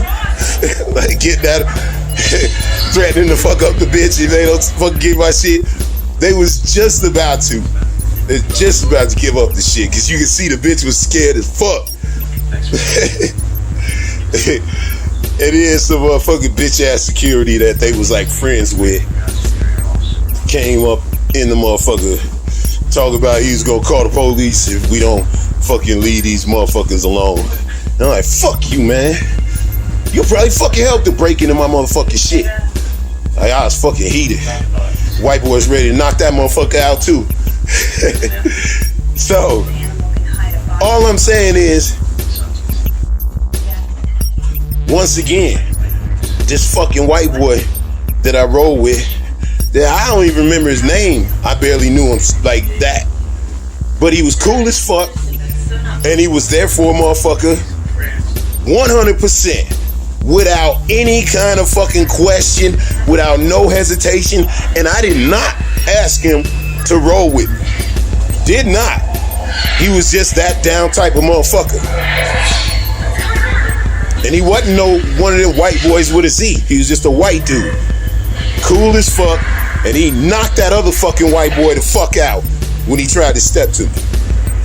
So it is some real ass white motherfucking boys out there. There's some real white motherfuckers out there that will ride. So it's asinine for that to be the argument that, oh, Eminem, we can't ride with Eminem because he's some kind of bitch ass white motherfucker. Just because he's saying some shit that you might not understand, talking about his mom's and his girl, just because you don't flow with that shit, that don't mean it ain't nice. That's how you know if rap shit is nice, or the beat's nice, or the flow's nice. Does the shit make sense? And can a motherfucker tell a story? That's why Eminem is in my top 3. Because he checks all in marks, and it doesn't matter if I don't like every fucking song that he's ever put out. I don't like every song that fucking Tupac ever put out. Definitely don't like every song that Biggie ever put out. But when you take their shit that's really nice and you put it all in a fucking goddamn playlist, Eminem got a lot of really, really good songs. A lot of them that fit all 4 of those motherfucking criteria. So, all the hating, it's just hating because he white. And y'all motherfuckers talking about he's stealing. But he ain't. He clearly like rap shit his whole life, like that dude Chris. He's got skills. He talks about what he sees in his environment. He's poor white trash, so he raps about poor white trash shit. Poor black trash raps about poor black trash shit all the time, and we love it. We be shaking our ass to that shit. But we can't fucking recognize that other motherfuckers are paying homage. Eminem ain't shitting on rap like Vanilla Ice did, or Third Base, or any of them other motherfuckers that was a joke, that was just clearly there because they were white. This is the reason why motherfuckers really don't like Eminem. It's because they know because he white, he got extra record sales. Extra motherfuckers was buying his CDs because he was white. There's no doubt about that. But there's plenty of white motherfuckers that was buying NWA and Tupac. Nobody had a problem with that shit. They just feel like white motherfuckers gave Eminem an extra boost in his sales, so that's why he gets all these props. And maybe he does get props from racist assholes, but he ain't asking for that shit. He ain't never catered to them motherfuckers. Motherfucker always spoke his mind, and it got him in trouble a lot, especially when he was younger. But he said what he fucking believed in. Just because it ain't what you personally believe in doesn't make it not nice. Go back and listen to some of that shit when he first hooked up with Dre. And then the next album. Every single one of them albums, you're gonna find 4 or 5 nice motherfucking songs. And don't give me that shit, because there were plenty of times where you will find only one song on some of these motherfucking CDs that these motherfuckers will put out for $10.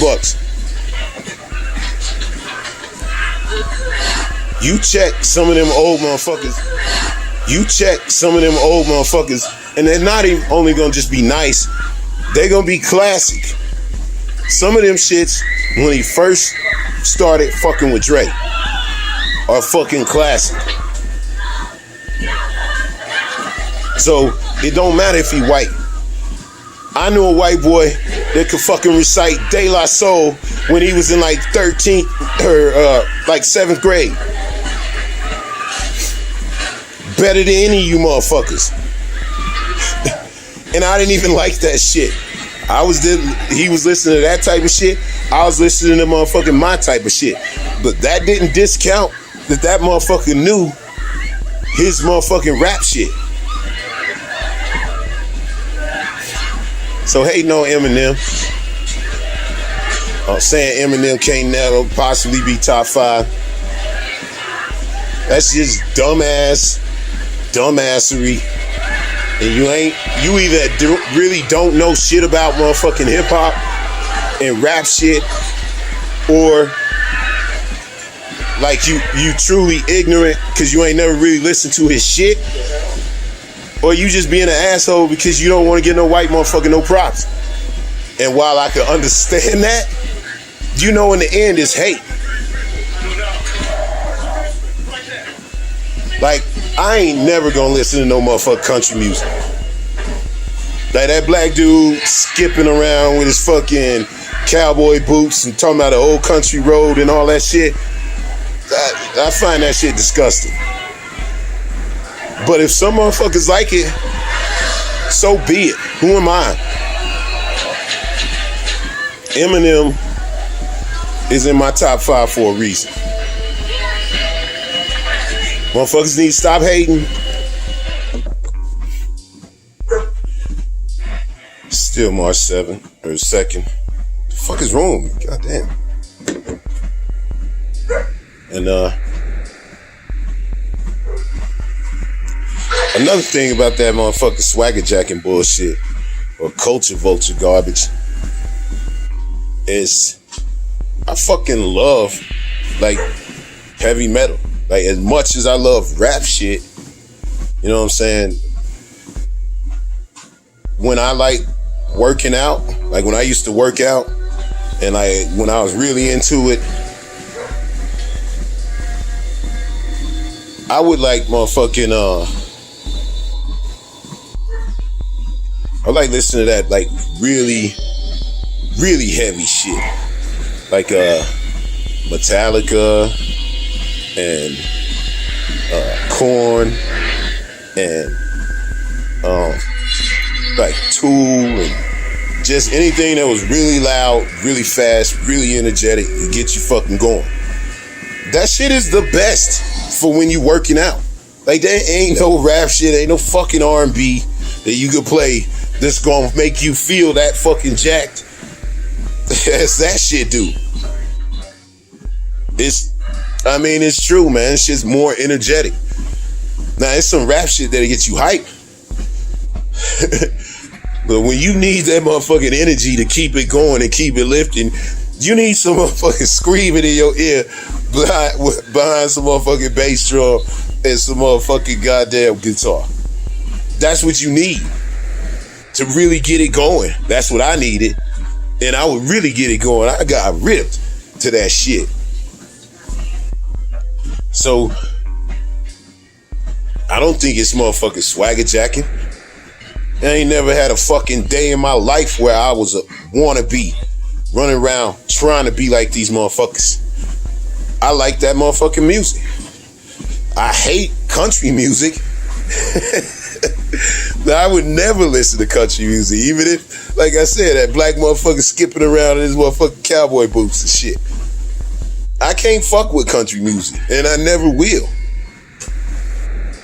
But that's not because I hate white motherfuckers' music. It's because I don't like that shit and what it stands for. But heavy metal, I mean, a lot of that shit comes from like Chuck Berry. Like from back in the day, if you really want to get serious with it, black people made rock music. So we just supposed to abandon that shit because white motherfuckers took it over? And maybe that's the problem with Eminem in reality. Maybe that's what motherfuckers scared of. They seen what white motherfuckers did to rock. They just took it. And now they worried about white motherfuckers taking rap. And rap is our shit for real. Everybody know that shit. So I don't think that shit's ever gonna happen. I think motherfuckers, it's just like Tupac said, if motherfuckers keep they shit real and keep on motherfucking putting out that real shit, then rap shit ain't never gonna have no problem. Hip hop gonna be around forever. But if motherfuckers keep putting out that dancing ass shit, that mumble shit, and only fucking doing commercial raps, because that's all it is right now, then you putting yourselves in danger of extinction, because that is the type of shit that will go away or get taken over.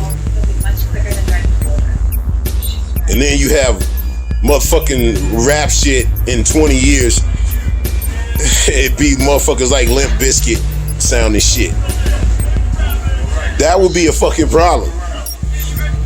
But I don't think that should have happened as long as motherfuckers get back to talking about what's real and what they care about truly and fronting instead of fucking fronting and motherfucking,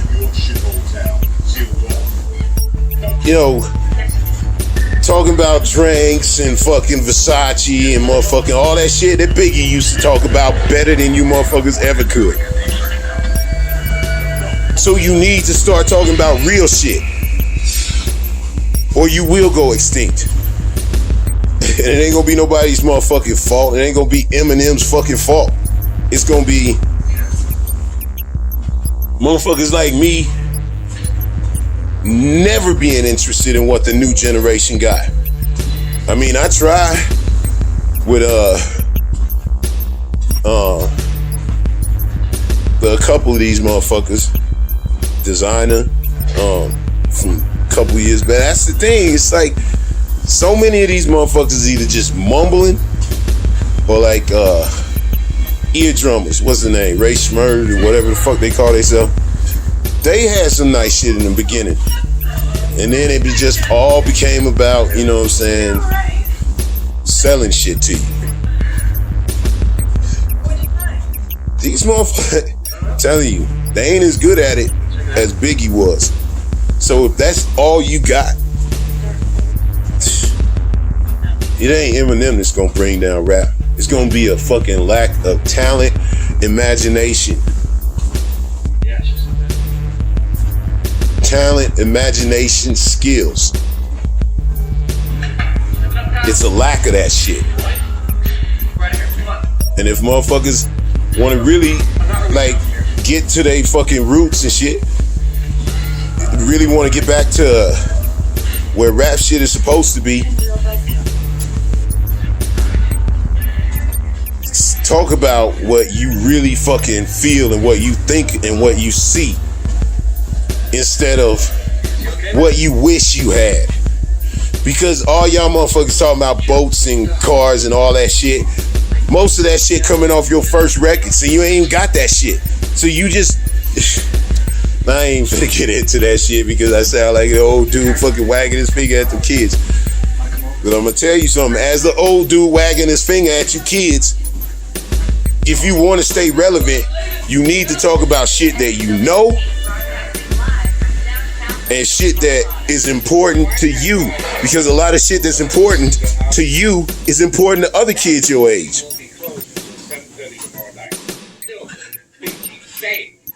But this whole fucking Versace fantasy of making commercials for rap, like your fucking raps are commercials. Super Nintendo, Sega Genesis, motherfuckers been there, done that shit. And they done it better than any of y'all motherfuckers in this generation and gonna ever be able to do it. So, I'm just saying. Gator boots with the pimped out Gucci suits. Ain't got no job, but I stay sharp. Motherfuckers been there, done that shit better than y'all motherfuckers. And that shit got old from them motherfuckers doing it. You need to come up with some new shit. And the only shit that's gonna be new is real. Cause we done heard all that other bullshit before. The fucking Versace and the Gator boots and the Gucci. We heard it all before. So that's why there ain't no new motherfuckers in my top 5. Because you ain't fucking earned it. And I know motherfuckers like, who the fuck are you? Motherfucker, I'm a motherfucker that's been listening to rap shit since I was like 6 fucking years old. That's who the fuck I am. That means I'm a motherfucking expert. Name some other shit that a motherfucker been doing for 40 fucking years. Huh? And they ain't an expert in it. I'm a motherfucking expert in this shit. So I got the right to say this shit. I've been in it as a motherfucking sorry ass rapper that wasn't no good. I've been a motherfucking DJ. And like I said, I've been a part of this shit from the fucking inception. So when I say Eminem got the right to be in the motherfucking top 5, and all you got to say is, well, I don't like that motherfucker. Hey, you know who close, who getting there, if he keep it real nice. Like, because, I mean, if we gonna really do honorable mentions and shit, like, Rick Ross gotta get up there. He gotta be up there. And, I don't know, it's a couple motherfuckers, but I ain't finna get no motherfucking honorable mentions. Fuck that. I just think motherfuckers need to stop taking this shit so serious and stop listening to these corny ass white motherfuckers in these studios telling you what to motherfucking write. Because they making commercials and they using your ass to make them commercials. You need to be more original about shit and inspire the next generation to keep this shit going.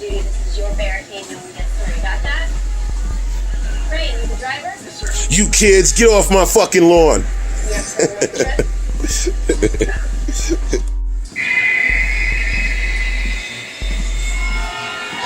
March 3rd.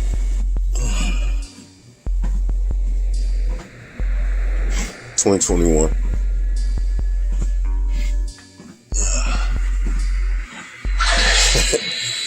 It's fucking cold as shit.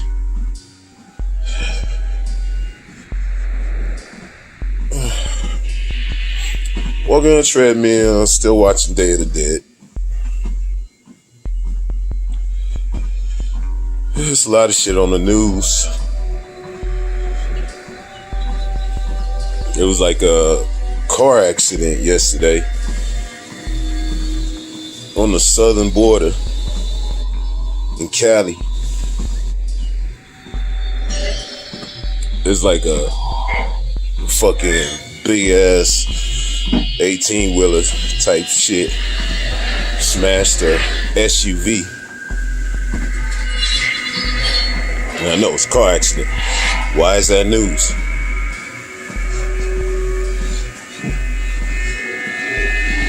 They said they stacked 25 motherfuckers in this goddamn SUV. In this car. Like, I'm just saying, like, how the fuck does that even work? Like, that is a horrible thing. Ain't nobody trying to laugh at that shit. How the fuck do you stack 25 motherfuckers into a goddamn car? I don't understand it. I don't even understand how you could get 25 motherfuckers into a goddamn car.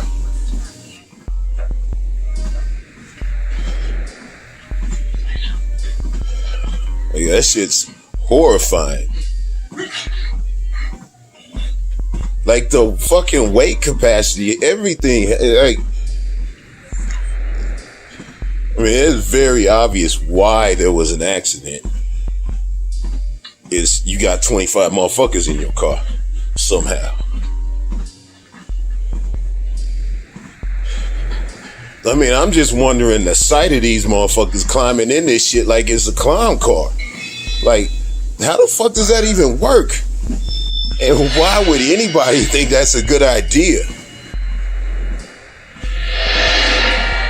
These cars got weight capacities.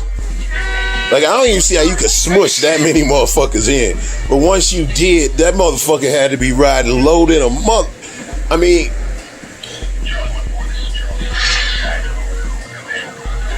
I don't know. Like, they said 25 motherfuckers in that car, 13 of them dead. That's what they said. I also heard 27 motherfuckers in the car and 15 of them was dead. So I don't know exactly who the fuck was on it.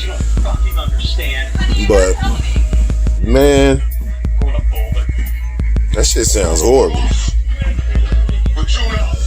Just, everything about it just sounds bad.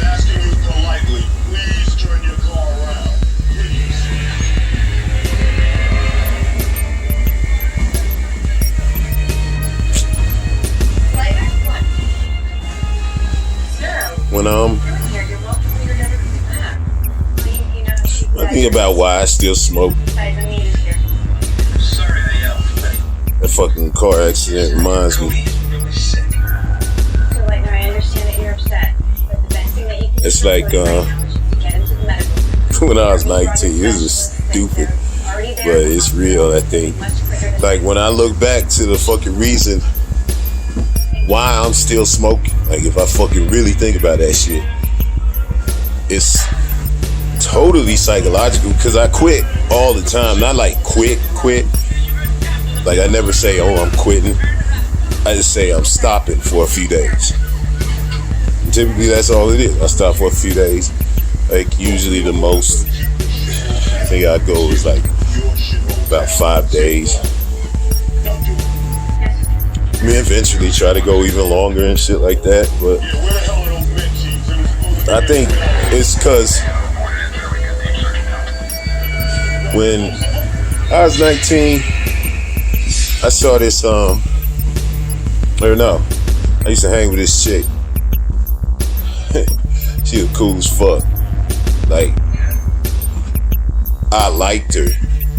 I think I liked her more than she liked me. But she liked me. We hung out. And like one day we was hanging out. It was her and her friend and me. And we was all just, having fun like 19-year-old, 18-year-old motherfuckers do. And she was like, we should quit smoking. Janelle, that was her name. She was like, kind of like, the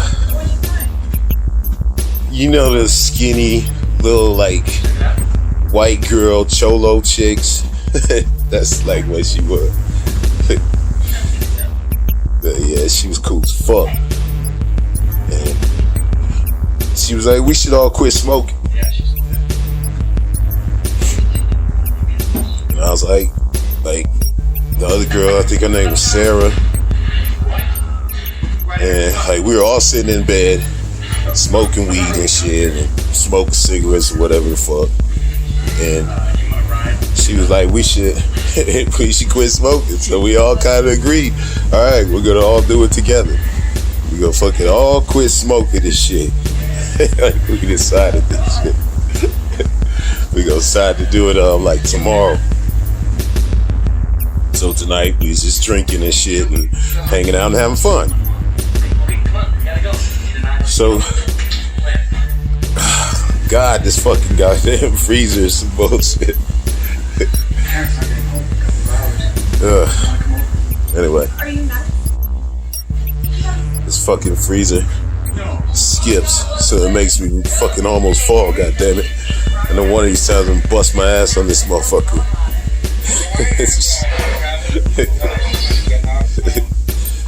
But yeah, I'm hanging with Janelle, and we, hang out and shit and have fun. And me and Janelle and Sarah, I go home. Next morning I get up. Yeah, we had decided. Next day, we was gonna get rid of all our cigarettes and quit smoking and shit for good. All of us were gonna do it together. So the next day, I get up pretty early in the morning, probably like 7 o'clock in the morning. And I come out and I sit on my foot in my front stoop and I light a cigarette and start smoking. And I'm motherfucking, I'm just chilling out there, and then a couple houses down, I got this little homie, this little white boy. I used to call him Charlie Brown, because he got this fucking like perfectly round head. I think because he wanted to be like me, because he was like a youngin'. He like shaved his head bald, like, because I used to shave my head bald, and he started shaving his head bald. But yeah, Charlie Brown come walking down to my house, and he sits down beside me as I'm smoking and shit. And he's like, hey, you hear about what happened to Janelle? And I'm like, what? And like, I don't think he knew that I was like actually pretty good friends with Janelle, because I was friends with everybody in this neighborhood. This is my mom's neighborhood. I just moved. I mean, I guess I had been there probably for a few months by then. Got to know motherfuckers pretty well. But I don't think he knew that I knew her. And she wasn't exactly in our neighborhood. She was just a little bit out of it. So I can see why they didn't know. But he's like, you know that chick Janelle? She got into a car accident. I was like, what? He's like, yeah, she died this morning. Her and her friend Sarah. He's like, you know him? I was like, what?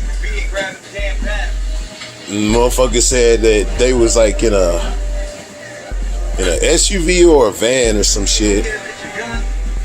And they was like running jeans, like bootleg jeans, running them or some shit. I don't even know the exact story, but there's some kind of scam, and they had this fucking thing packed up. Bunch of motherfuckers sitting without seatbelts on in it. And it flipped on the fucking freeway. You and your homie got your wires as of now, you two are on She guard. dead. This is your barricade, no one gets through. Got that? Great, we can drive. I mean, that shit sucked. I just remember just being stunned. And then I went and saw it on the news because there's a big news thing about it. Yeah, it's just fucked up. Like, and I think ever since then, every time I thought about like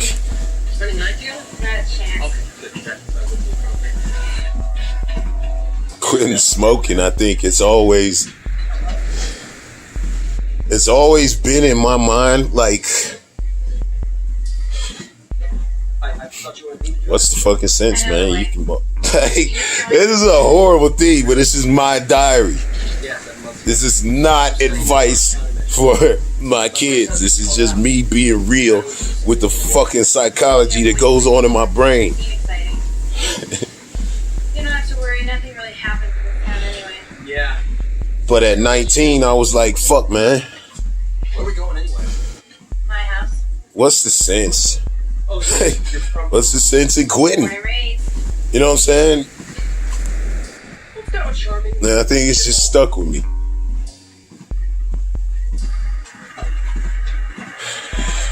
You know? Smoking is something I wish I never would have started. And then it's like I made myself get addicted to it. It's trying to be cool. What do your friends call you? Then once you get addicted, it's like, fuck. It's not even addiction either. It's a fucking habit. It becomes habitual. True addiction is those motherfuckers like that be, you know, doing them hard drugs. When you come off them hard drugs, you're in some serious physical pain. All fucking not smoking cigarettes does is piss me off at the drop of a dime. It's like, other than that, it's not like I don't get mad anyway. What's going on, Nina? Like, Your father's still teaching. I don't know why I still smoke, but clearly What the hell are you doing here? there's gotta be some kind of fucking, Not returning my call. We'll call. there's gotta be some kind of goddamn 5 or 6 like times. reason to this shit. You bet. And I think that's it. Like when I look back, And you it's didn't- definitely Every day, the club, something. something to do with it. God, it's been so long. I need to get over that shit.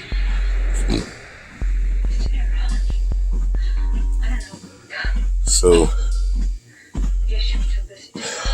near a 10 and got bounced. Like she took herself out of the fucking nomination for the office of management budget or whatever the fuck, management. I don't know what it is, but she got fucking the boot. So yay, all you fucking Republicans and Birdie Bros and Joe Manchin assholes. Y'all got what y'all wanted. Hopefully they don't fucking, you know, replace her with somebody, you know, You can't even go upstairs and check on horrible. your mother, and now you want to go all the way across town? I don't know enough about near 10 and I honestly give a fuck about the shit. I more give a fuck that the Democrats are constantly just falling for this dumbass game that the Republicans play on them. They point out a motherfucker and say, we don't like that bitch. And they'll select a couple Democrats and say, you guys shouldn't like her either. A couple Democrats and say, you guys shouldn't like her either. The fucking Democrats, man, goddamn. always falling for the banana in the tailpipe.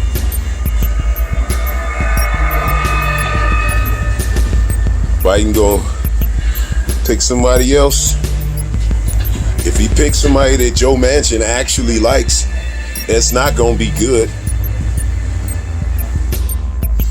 Now Joe Manchin might have just been doing that shit because he's a spiteful dick and he got all that goddamn power to do it. He might have just done it for the fuck. And he'll just let the next motherfucker through now that he sent the message.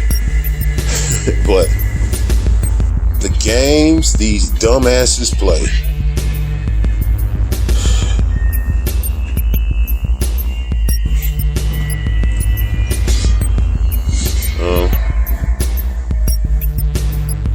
Andrew Cuomo is just getting hammered in the dick. I already said my piece on what I think about Andrew Cuomo fucking with his underlings. But here's another motherfucker that came out that is talking about she hit on him. Like, I do not agree, like, with fucking around with your subordinates. Pretty sure I made that pretty goddamn clear. But there needs to be an investigation. And the way these Democrats cannot wait to just start eating each other's faces. Hey, it's already some bitch calling for fucking Andrew Cuomo to fucking resign. Some state senator in New York.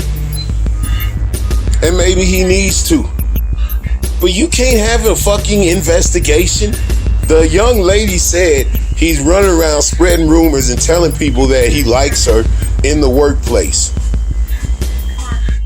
You know what I'm saying? She said he's bragging this. He's like saying this shit, making her uncomfortable. That's something that you can investigate very easily. She said he kissed her. While I think she said they were alone, I'm sure she might have text messages she sent to people. She might have told people in the office what happened at the time. There's all kinds of things that you can find out through fucking investigating. But why, Democrats, are you fucking calling for this motherfucker's goddamn resignation without doing a fucking investigation? You have to fucking find out. I'm not sticking up for this motherfucker. I don't know if he did it or not. That's why you do an investigation before you start calling for motherfuckers to resign. The fuck is wrong with you motherfuckers? Always want to be the first. So just in case he did all that shit, oh, see, wow, that motherfucker was the first. It's like, bitch, y'all motherfuckers stop using each other to try to get ahead. Republicans stay beating on y'all motherfuckers. Democrats stay beating on each other.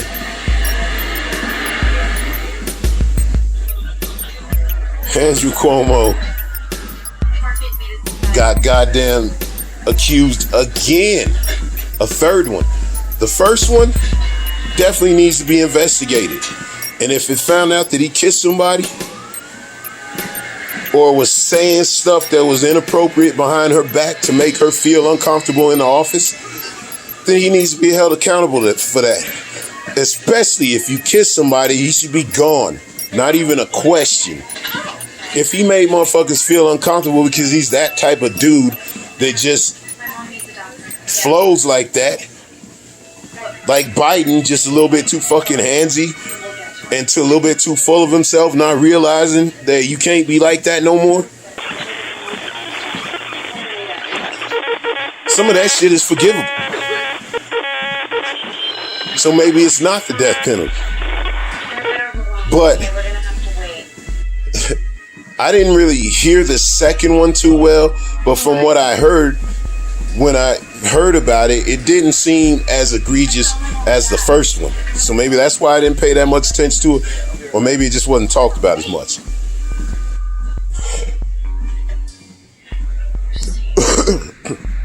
But I recall feeling like it didn't make as big an impression on me as him trying to kiss the young lady. That's some foul shit, and if he did that, he need to go. But this third one,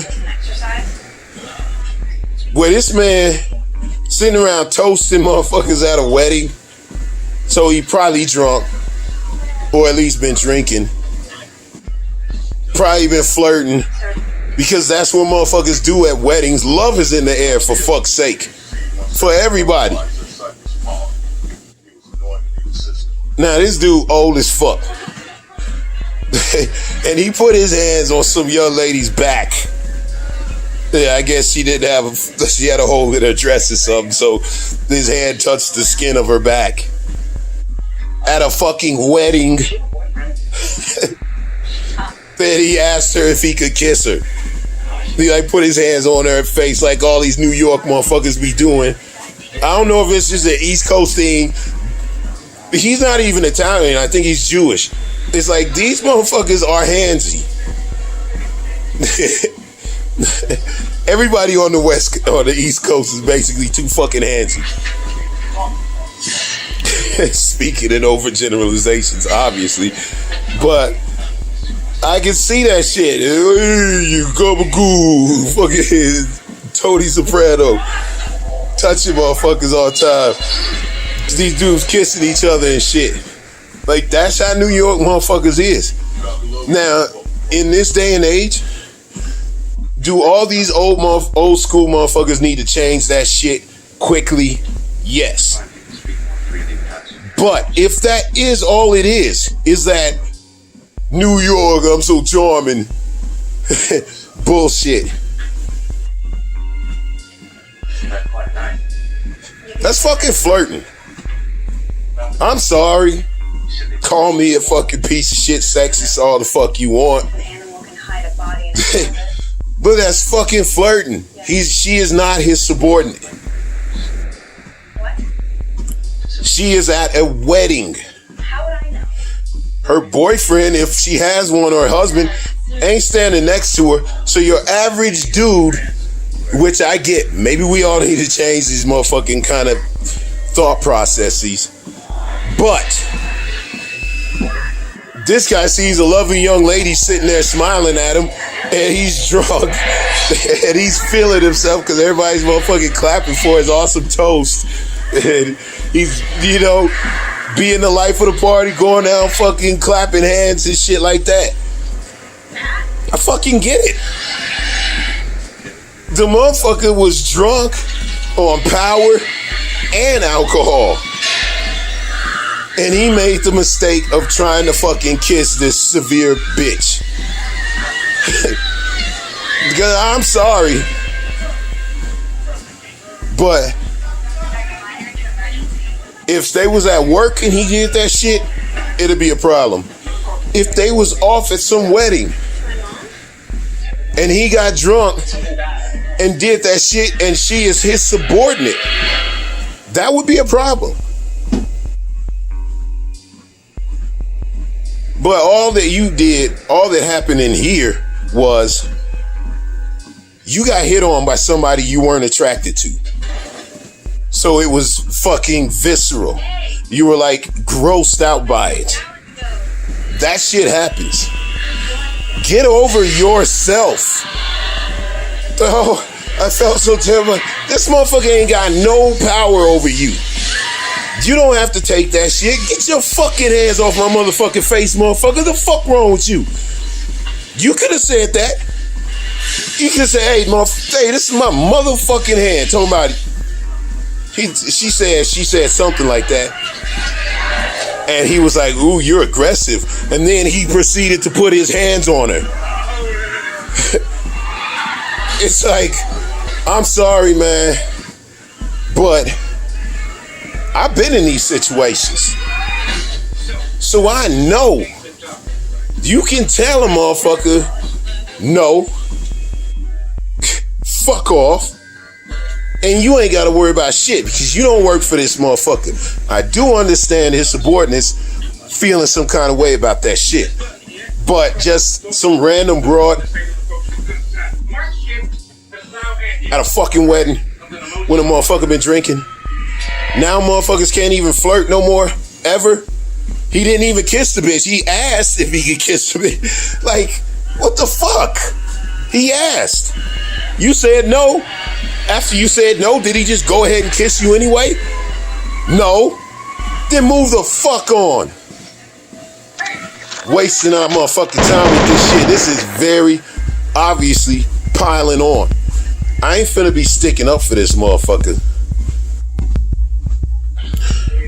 In many ways, I like his fucking swag and attitude, but if he clearly understands that he's been doing shit inappropriately because he apologized.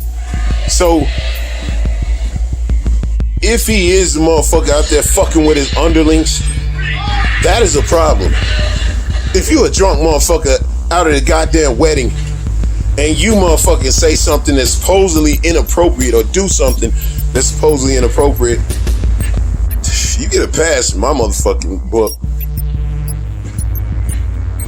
I don't want to hear shit from none of y'all motherfuckers.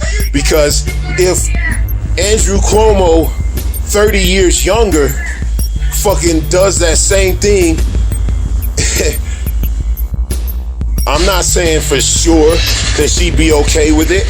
But if it is somebody that she's attracted to and walks up to her and says, hey baby, what's up? And all that, all up in her ear and puts his hand on her fucking back. She ain't gonna have no fucking problem with that shit. She don't like the fact that it was this old gross man. So that is not sexual harassment. You wanna know what fucking sexual harassment is? I used to club a lot. I was probably borderline alcoholic for sure. Before I had to slow the fuck down. But I used to go to this club and I got pretty well known in this motherfucker. And I used to party there a lot. And one time I walked down into this motherfucker and this chick that I knew, I met her one time before. Like, totally respectful, motherfucker, cool as fuck, hung out, talked, like, never touched or anything, just fucking talked and danced a couple times. She was cool. I walk into this fucking club. Remember, I had met this chick one time. She sees me, as soon as I walk in the club, I go straight to the bar. You know what I'm saying? I ain't finna sit around the motherfucking club sober. So I'm in the line to get to the bar. It's about 8 motherfuckers deep. Like, it's gonna be a minute before I hit that bitch, before I get to the order. So this chick, she fucking sees me and she makes a fucking beeline at me, comes crashing into me through the line and shit. Motherfuckers is looking at her all crazy and shit. Like, gives me a weird ass kiss on my cheek and proceeds to slide her hand down into my motherfucking pants. Now, I'm in my early 20s, so I'm not freaked the fuck out, but I am like, goddamn, bitch, I don't even know you. Like, that's what I'm thinking in my head. But I am like, goddamn, bitch, I don't even know you. Like, that's what I'm thinking in my head. But because I'm a dude and I'm a horny motherfucker, it's like I didn't really think nothing of it, and I just let her do it. But I mean, this girl wasn't like that normally, and I don't know if she got fucking like dared by her fucking friends or something to do it or whatever. But she had her hand down my pants, fucking with my shit, all the way until I gotta fucking get up there and order, and I'm basically moved the bitch off of me. Like, come on, man, what the fuck? Like, Did I try to go get that bitch motherfucking fired from her job the next day? I mean, come on, man. The bitch was probably drunk as fuck. And she would have probably never did no shit like that if she was sober. And I gotta imagine she's probably egged on her friends to do something that stupid and weird. Cause it was weird. I don't know what the fuck that shit was, honestly, when I think about it. But that shit happened. At a club, motherfuckers be drunk. The shit like that fucking happens. I've had girls that I've never seen before in my life. Ever. Just be at the club, drunk as fuck, and they just walk up to you. Like, I had a girl, like, this has happened several times. I've had girls just fucking standing at a club, motherfucking make eye contact. We just walking by each other and fucking kiss me right on my motherfucking lips. Like, I've had that happen at least 5 times. Not saying nothing, don't know them. And it's like, when I say kiss me, we kiss each other. But at the same time, it's like, we're at the club, we're drunk. I had a chick fucking come up talking about motherfucking, some guy was bothering her or some shit. Or something, so I should pretend that I'm her boyfriend. And like, she just starts dancing on me and shit. And I would say within 3 minutes, this chick is like kissing me. To hide from some dude. Supposedly. It's like, You know what? It's complicated. Okay, Val? shit happens at the fucking club. Shit happens at parties. Shit happens at weddings.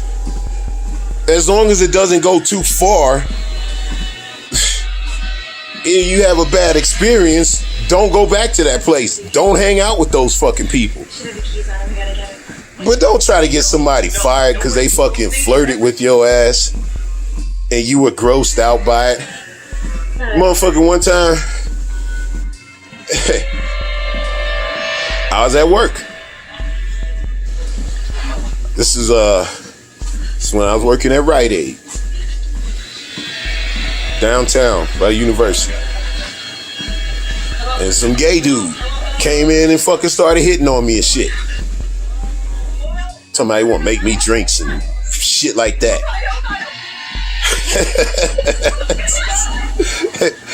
And I do remember I got all bent. Like I wasn't rude to him or nothing, but I made it clear, you know what I'm saying? I don't get down like that. And I remember feeling like violated afterwards. Like, man, how this motherfucker gonna come up into my work fucking with me like that? That's fucked up. You know what I'm saying? Like, I was all bent. But as I grew older, I realized it wasn't no big deal and I was overreacting. Because the dude was just fucking taking a motherfucking swipe. You know what I'm saying? He didn't fucking hurt me. He didn't touch me. He didn't fucking say anything really that inappropriate. He just put me in a position where I felt uncomfortable. Well, I felt like, man, what the fuck? You trying to take advantage of the fact I'm at work? But in reality, if he was a cute chick hitting on me like that, I wouldn't have been all offended and bent out of shape. I got all offended and bent out of shape because somebody that I thought was gross was hitting on me. As I got older and realized that's what it was, I realized that's fucking stupid. No reason to get all bent because somebody hits on you. Somebody touches you or goes really inappropriate, yeah. But because somebody hits on you, get the fuck over yourself. I'm so precious and pretty. This old man, he tried to kiss me. Bitch, shut the fuck up. Turn the page on that one. I will respect the first two, and I believe there should be an investigation because those are people that worked under him. But get the fuck out of here with this. Oh, I was accosted. Please. I ain't buying that third one. Call me sexist or whatever the fuck you want, but you better call them fucking chicks that was grabbing on my shit, that was walking up and kissing on me. My different bosses that used to love to touch my motherfucking muscles every fucking day that I worked with these motherfuckers. The different random chicks that would just fucking touch on me all the time that were on the same level. Cause I had muscles. A black dude in the 90s with fucking muscles in Salt Lake City. These motherfuckers were constantly touching me. And maybe I do feel some kind of way about it when I think about all the times. But still, it was not that big a deal. I've been through so much more realer shit than to be all, some lady touched my chest. They used to grab on my shoulders. I mean, come on, man. That's what that fucking third accusation is. So, all y'all, shut the fuck up.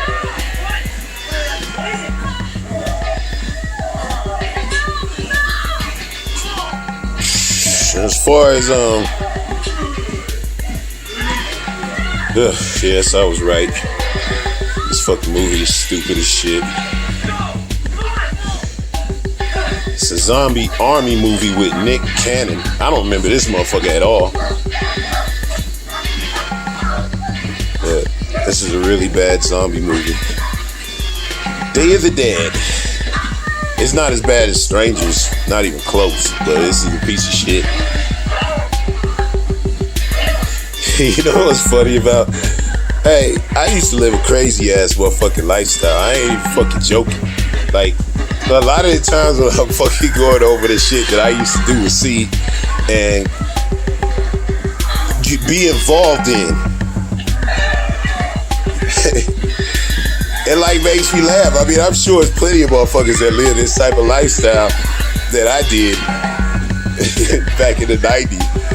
But when I fucking think about what's going on nowadays and what the fuck used to go on back in the fucking 90s, I'm worried for this next generation, man. How y'all motherfuckers gonna get together and have kids if you can't even fucking flirt?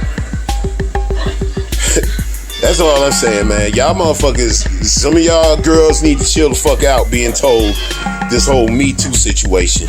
Because at some point, you're gonna need some guy to flirt with you. You know, hopefully he'll be attractive and y'all can mutually and all that shit. But every dude that fucking flirts with you is not sexually harassing you.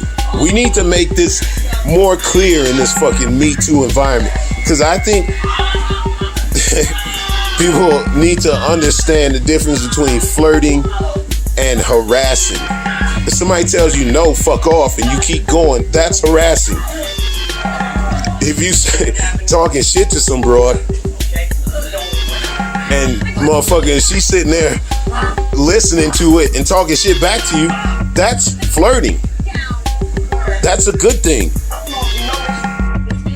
If you're not attracted to somebody that's flirting with you, tell them to fuck off or you just walk off. If they keep fucking with you, then that's harassment. Then you got the right. But you motherfuckers are gonna need to get together and have some kids at some point. This Me Too shit is gonna have you motherfuckers a bunch of goddamn old maids and a bunch of incels never getting together. Y'all motherfuckers better chill this shit the fuck out and start fucking flirting with each other. Your fucking generation is awkward as fuck already anyway.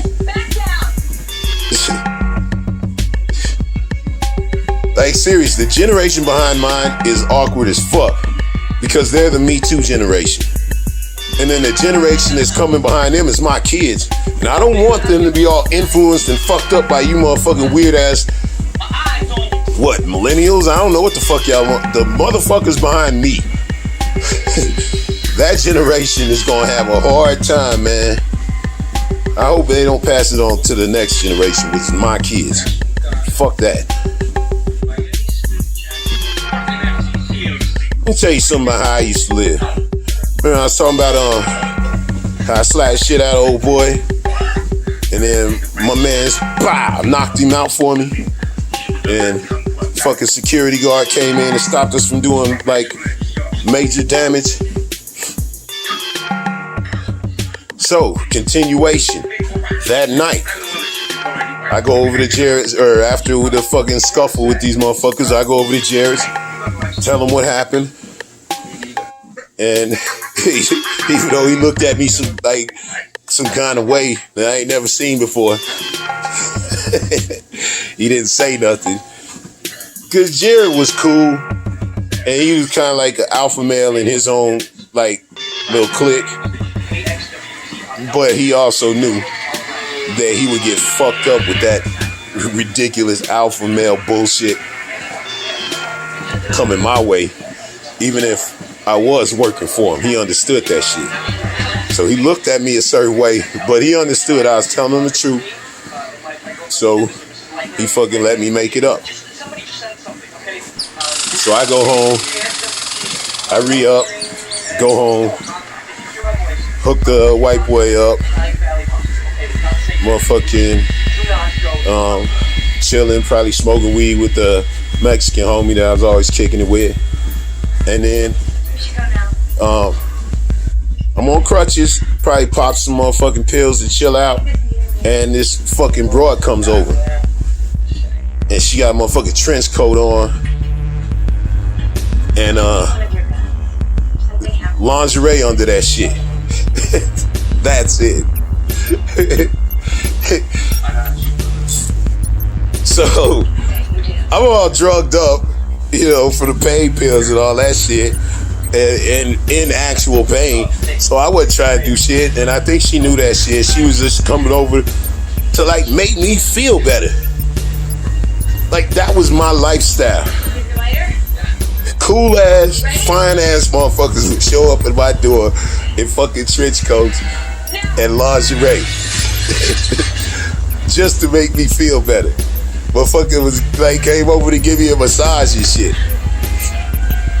So I got the door wide open. Alright? My apartment is like, it's basically bare bones. I got a TV, I got the couch, and I got a big ass motherfucking Black Panther picture or poster that hung up over the couch, and it basically dominated the whole fucking apartment. Like that was the thing that motherfuckers always notice when they come in. So I'm underneath the Black Panther picture, getting a massage from a broad in lingerie. I got my 3-foot bong sitting on the motherfucking kitchen counter, because there was like no real split between the living room and the kitchen other than like a little counter. So on the kitchen counter is my 3-foot bong and probably a couple ounces of weed just laid out on the fucking table for motherfuckers to smoke. Like I would have people coming over my crib all the time, all different hours, and most of the time I just have my door open, wide open. Motherfuckers can just walk right in if they want. And sometimes like my Mexican homie, he just come in, sit down at my table and shit by the counter, just fucking load up a bowl in my motherfucking bong. He didn't even have to ask permission. It was cool like that.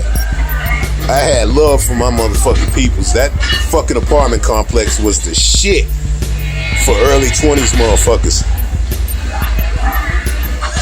Right there on Redwood Road across from the Smiths. That motherfucker was fun as fuck. But yeah, I had my 3-foot bong sitting on the motherfucking table, and a bunch of weed, like in a pile on the table or on the counter. So as I'm chilling out, I don't know, listening to music, getting my massage, I hear this fucking knock on my door. So I look up, and it's fucking two cops. Two young fucking cops. They was a little bit older than me. Probably had me by about 5 years.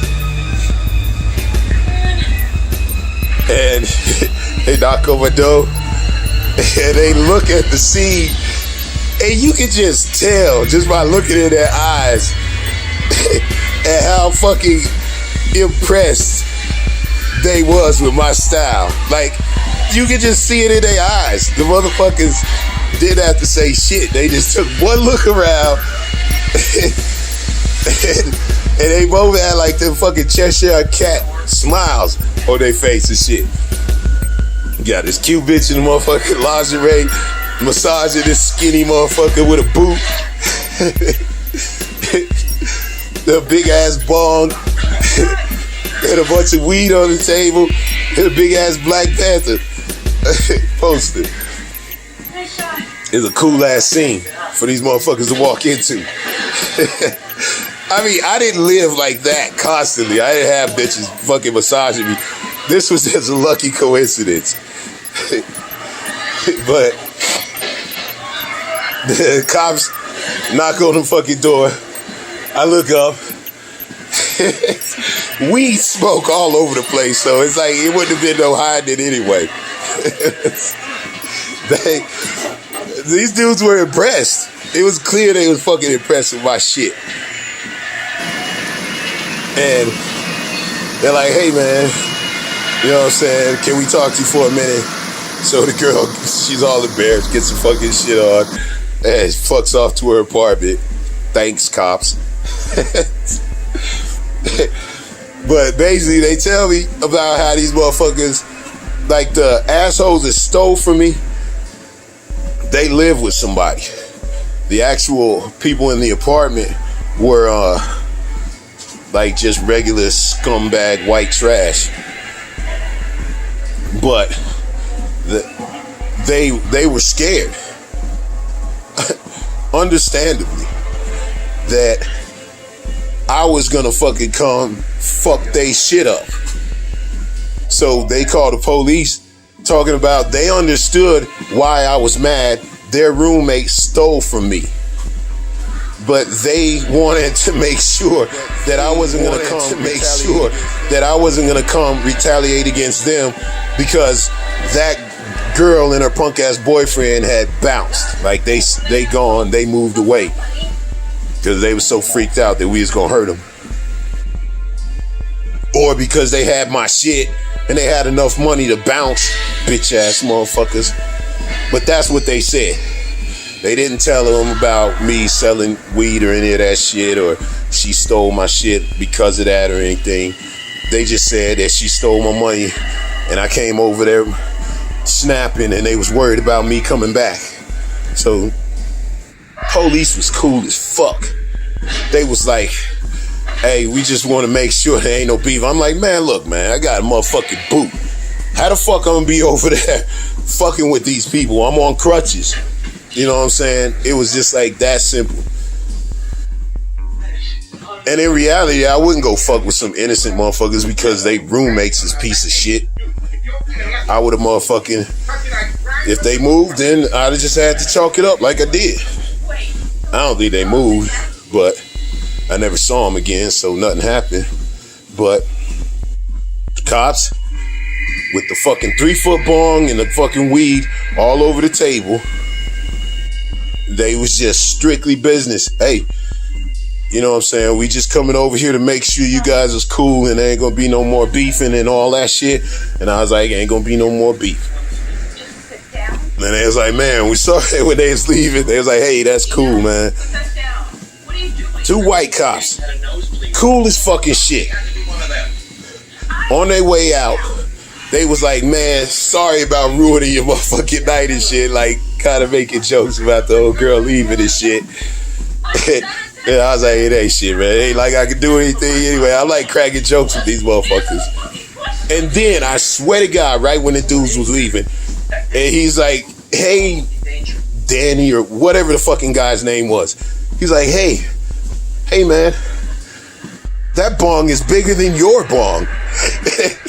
Like, he made it a point to say that shit loud enough that I could hear it. Like, so, once again, even though I talk shit about cops a lot, I know all cops ain't bad. I know all cops ain't always trying to fuck me over. It sucks because a cool cop is cool as fuck. Cool cops are cool as fuck. And shitty cops, man, they suck 10 times worse than cool cops are cool. That's the problem. Cool cops are fucking awesome. Most cops are not cool, by the way. Just like all cops ain't dirty.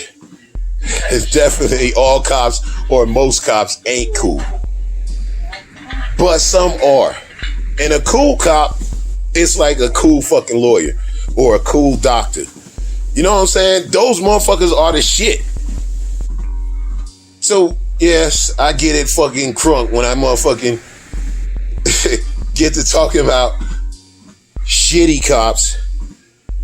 But I do have memories of good interactions with fucking good cops that were just good people. So, even though I wasn't planning on talking about shit and watching this goddamn movie, I'm up this bitch for 50 minutes, for fuck's sake.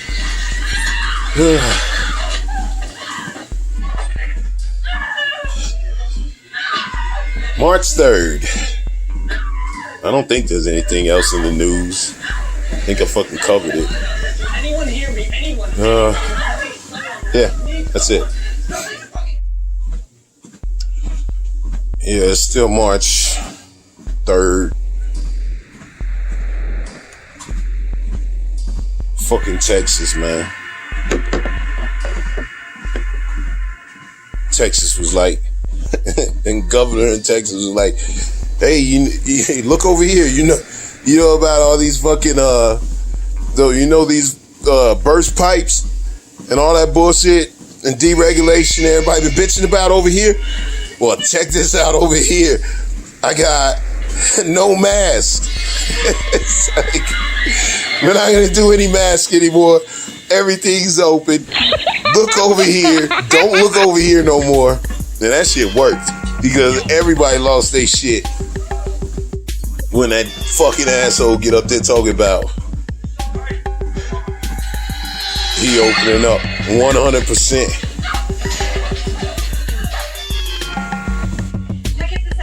Fucking Texas, man, they never disappoint when it comes to just sucking at life.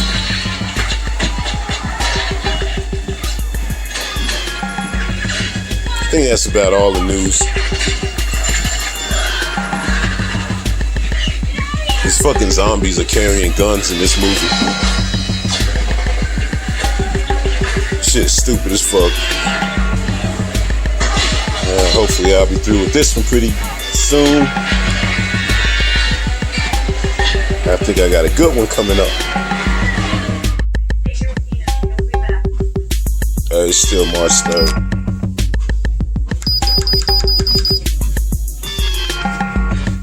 Still watching this fucking stupid ass Day of the Dead. But I was thinking about some shit. Like, I was shitting pretty hard on the new generation of like rappers. Like, so I decided to,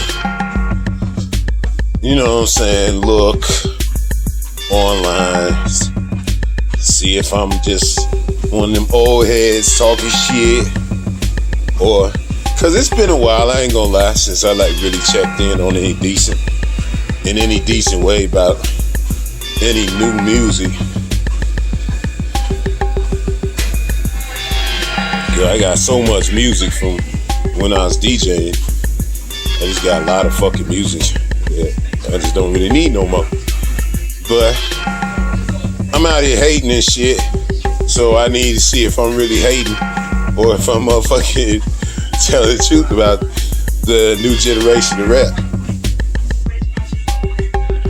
And man, there's some trash out there. I ain't even gonna lie. It's some motherfuckers that's nice, don't get it wrong.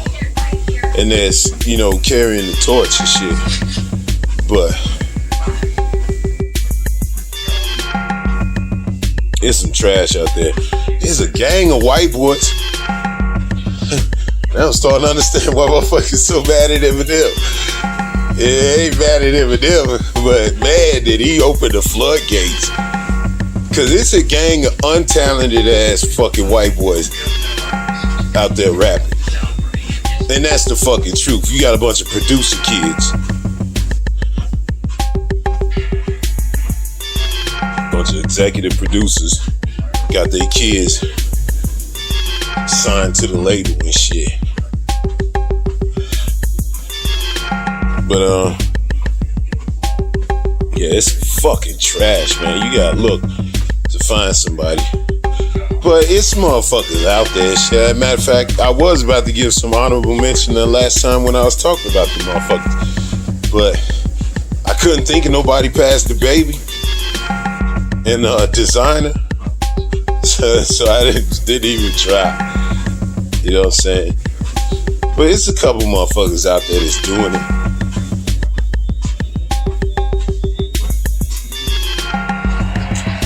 I say, so being real about motherfucking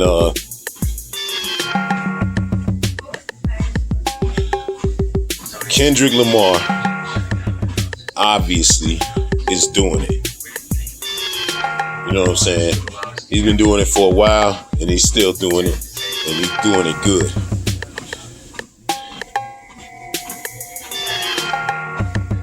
I would put him in my top 20.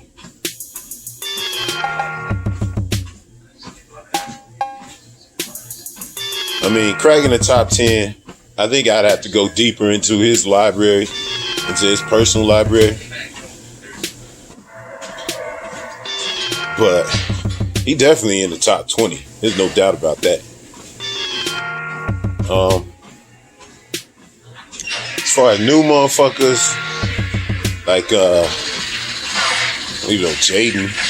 Jaden ain't really new, but, I mean, he got so much more skill than his dad that, I mean, his dad is cool. I've always been a Will Smith fan in one way or another.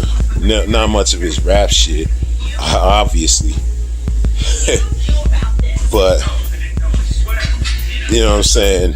His kid has got some actual skills. That's one of the few times where you see a motherfucker's kid that definitely deserves the spotlight. Somebody that fucking famous to have a kid that's that nice. They did a good fucking job. So I say Jaden's nowhere near top 20.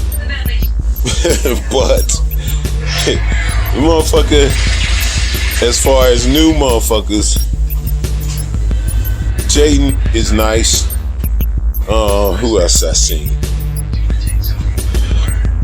Trippie Redd. Trippie Redd gets more of a shout out because, like, that dude has excellent imagination, obviously. Like, so he's gonna keep a following, but the talent is non-existent. Trippie Redd reminds me of motherfucking an executive producer's kid. Like, very good imagination, but like that song, Like, I used to chase my kids around the house, making them cringe and run away and shit, and I'd just be dying laughing. Chasing them around, talking about, wake up in the morning, count my guap, count my guap. And I'd be like chasing them and shit, trying to get them. And when I catch them, I'd be all up in their ear with that count my guap. That might be the dumbest fucking song ever. Like, it's such a stupid song. Even though it's a cool video. Like, the kids like that video, even though they wouldn't admit it because they hate that song so much. But it's a cool video. But it doesn't match the song at all. That song is terrible. That motherfucking hook. It's so bad that it's like good. Because it's like, it's good memories of me fucking with my kids with that horrible song.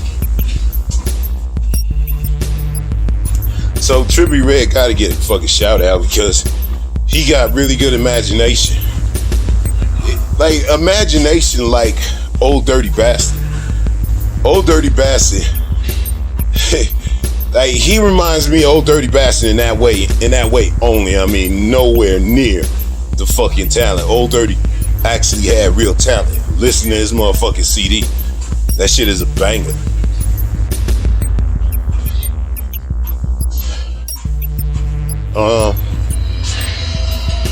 So yeah, Trippie Redd is fucking terrible, but I understand why he has a following. Jaden is cool. He's like that new gen cool. So I understand why he has a following. And he rich. So he one of the few motherfuckers that can be talking about Versace and all that stupid shit. Even though he really don't, from what I heard. Now, maybe he got some other shit where he talk about that shit a lot. I don't listen to that shit that much. But the motherfucker put out the shit that I listen to. It's just that good shit. And if he be rapping about Versace and shit, that motherfucker grew up with Jada Pinkett and Will Smith as his parents. And he has actual skills. So I let him, he get a pass on that shit from me. But from the shit that I listened to, Ghost, Icon, and a couple other ones, it didn't sound like a whole bunch of bragging shit. It's just skills.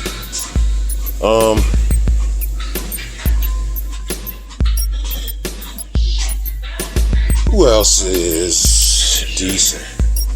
I mean, goddamn, Machine Gun Kelly. Y'all motherfuckers, man.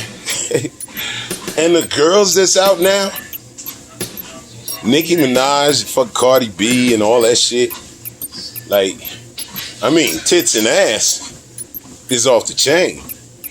But fucking real talent, I ain't gonna lie, Nicki Minaj got some motherfucking talent.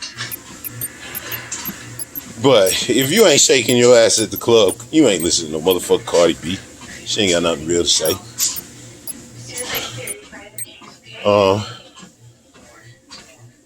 Migos, they ain't really young no more, but they got some good shit.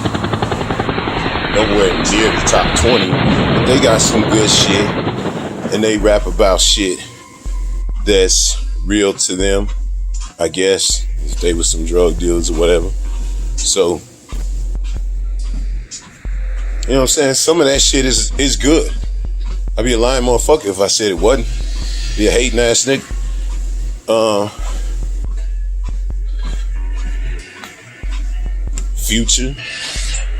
Future, all that mumble shit. But some of that shit be hot. I ain't gonna lie.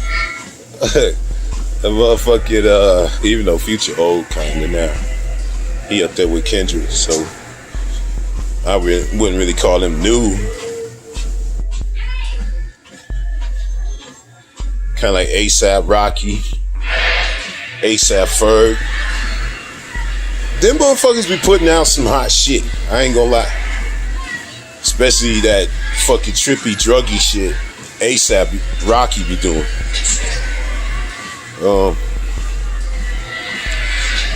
But as far as all them motherfuckers, man, as far as new motherfuckers is putting out that hot shit. The baby,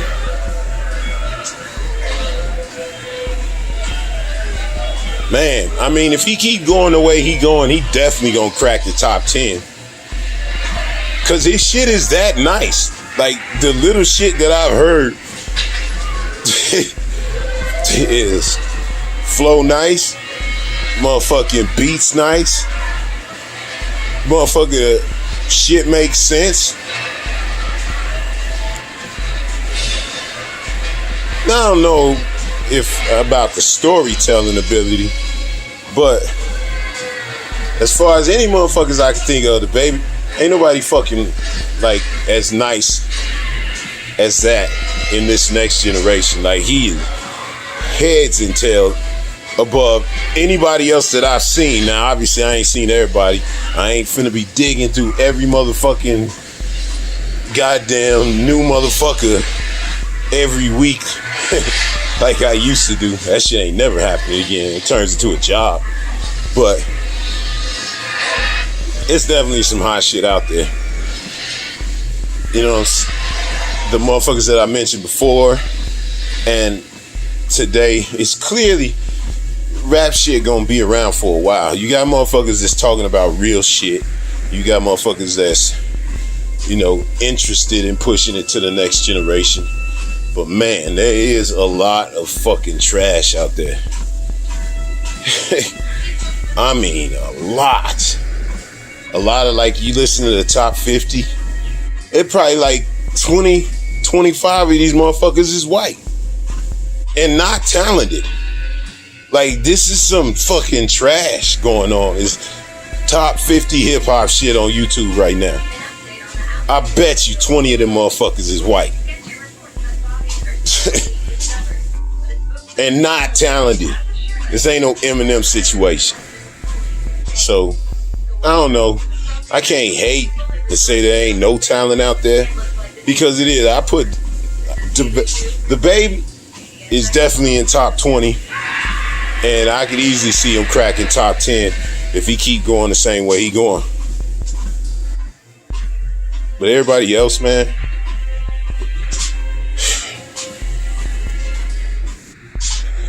god damn, I'm talking shit. It's still motherfucking March 3rd. I'm sitting there talking shit about new motherfuckers in rap. I forgot about Childish Gambino. That motherfucker be killing it. Nah, he ain't, once again, these dudes ain't new. They just young. Or at least young compared to me. So I'm gonna call him young. That motherfucker be killing it. He might be in the top 20 right now also. And he hasn't put out a whole lot of shit, but the shit he put out is so fucking quality that, man. So, yeah, I think I was doing some hating the other day. And fucking Rihanna, what the fuck am I doing? Rihanna the baddest bitch since Lauryn Hill. Tell me somebody better. Bitch can sing. Got her own motherfucking shit. She like a younger version of Beyonce, but like a little more street. So goddamn, can't forget about Rihanna.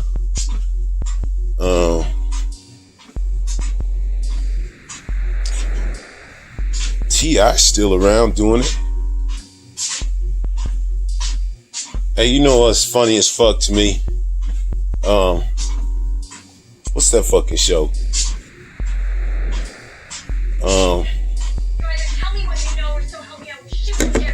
The Eric Andre show. That motherfucker's a goddamn genius. So, as far as I say genius up to a point now. Dave Chappelle is our motherfucking, like, comedy god. I mean, when I was a kid, it was Richard Pryor and Bill Cosby and Eddie Murphy. And Dave Chappelle, as far as I'm concerned, is way better than them. All them dudes. Dave Chappelle be saying so. I seen him live a couple times too. And the motherfucker's just really good at that shit.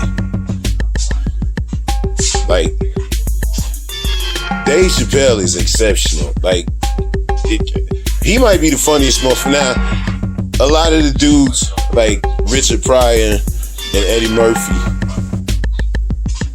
I was fucking around with them when I was a kid.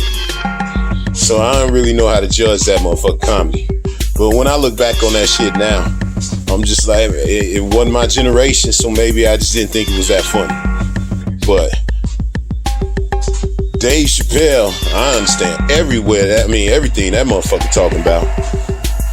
And that motherfucker can spin a yarn. Like, I was in the audience when I seen him probably like 2 or 3 times when he was talking about he gonna end I seen this one on Netflix too, but I was there when he said he gonna end he gonna make up a motherfucking story, or he's gonna tell a story, and he's gonna end with he kicked the bitch in the pussy.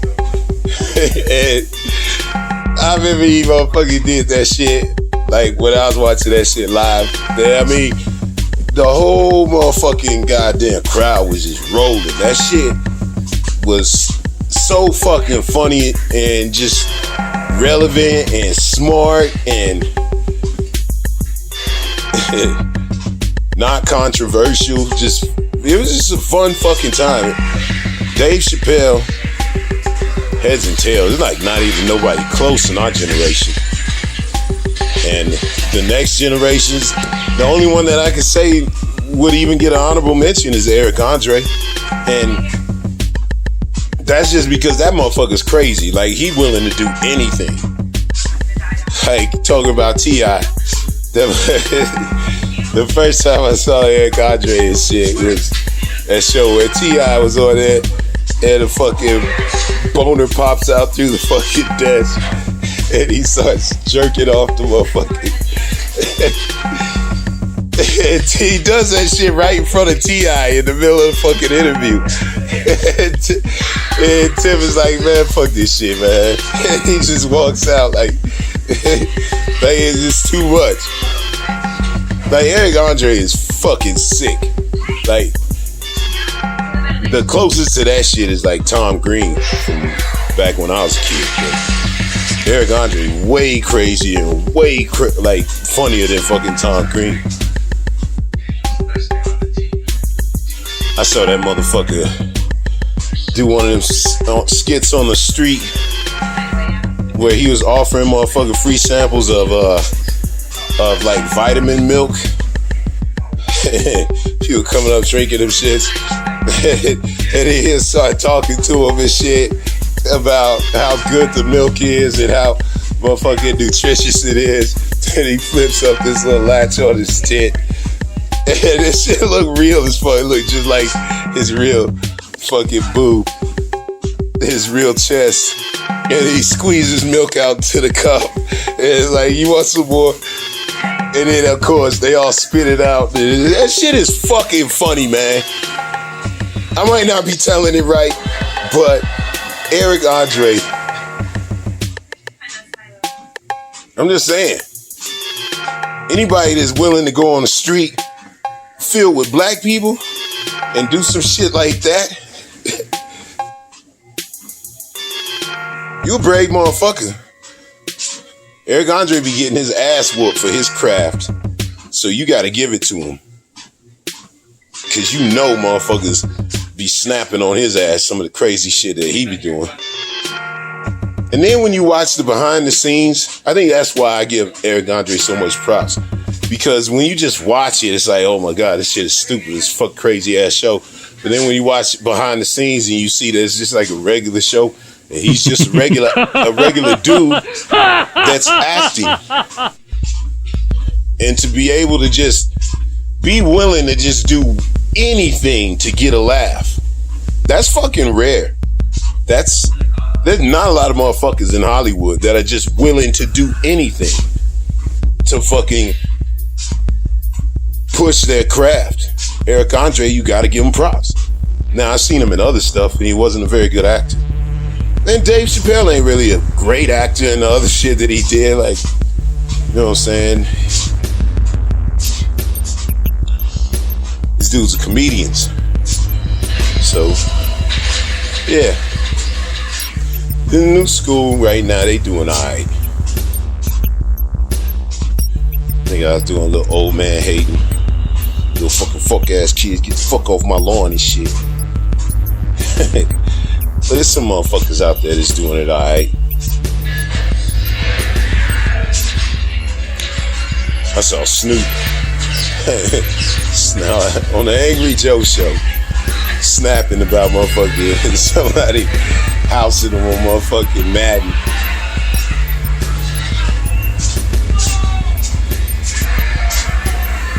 Them motherfuckers need to stay off of them motherfucking what? Yeah, online games. That's for the kids.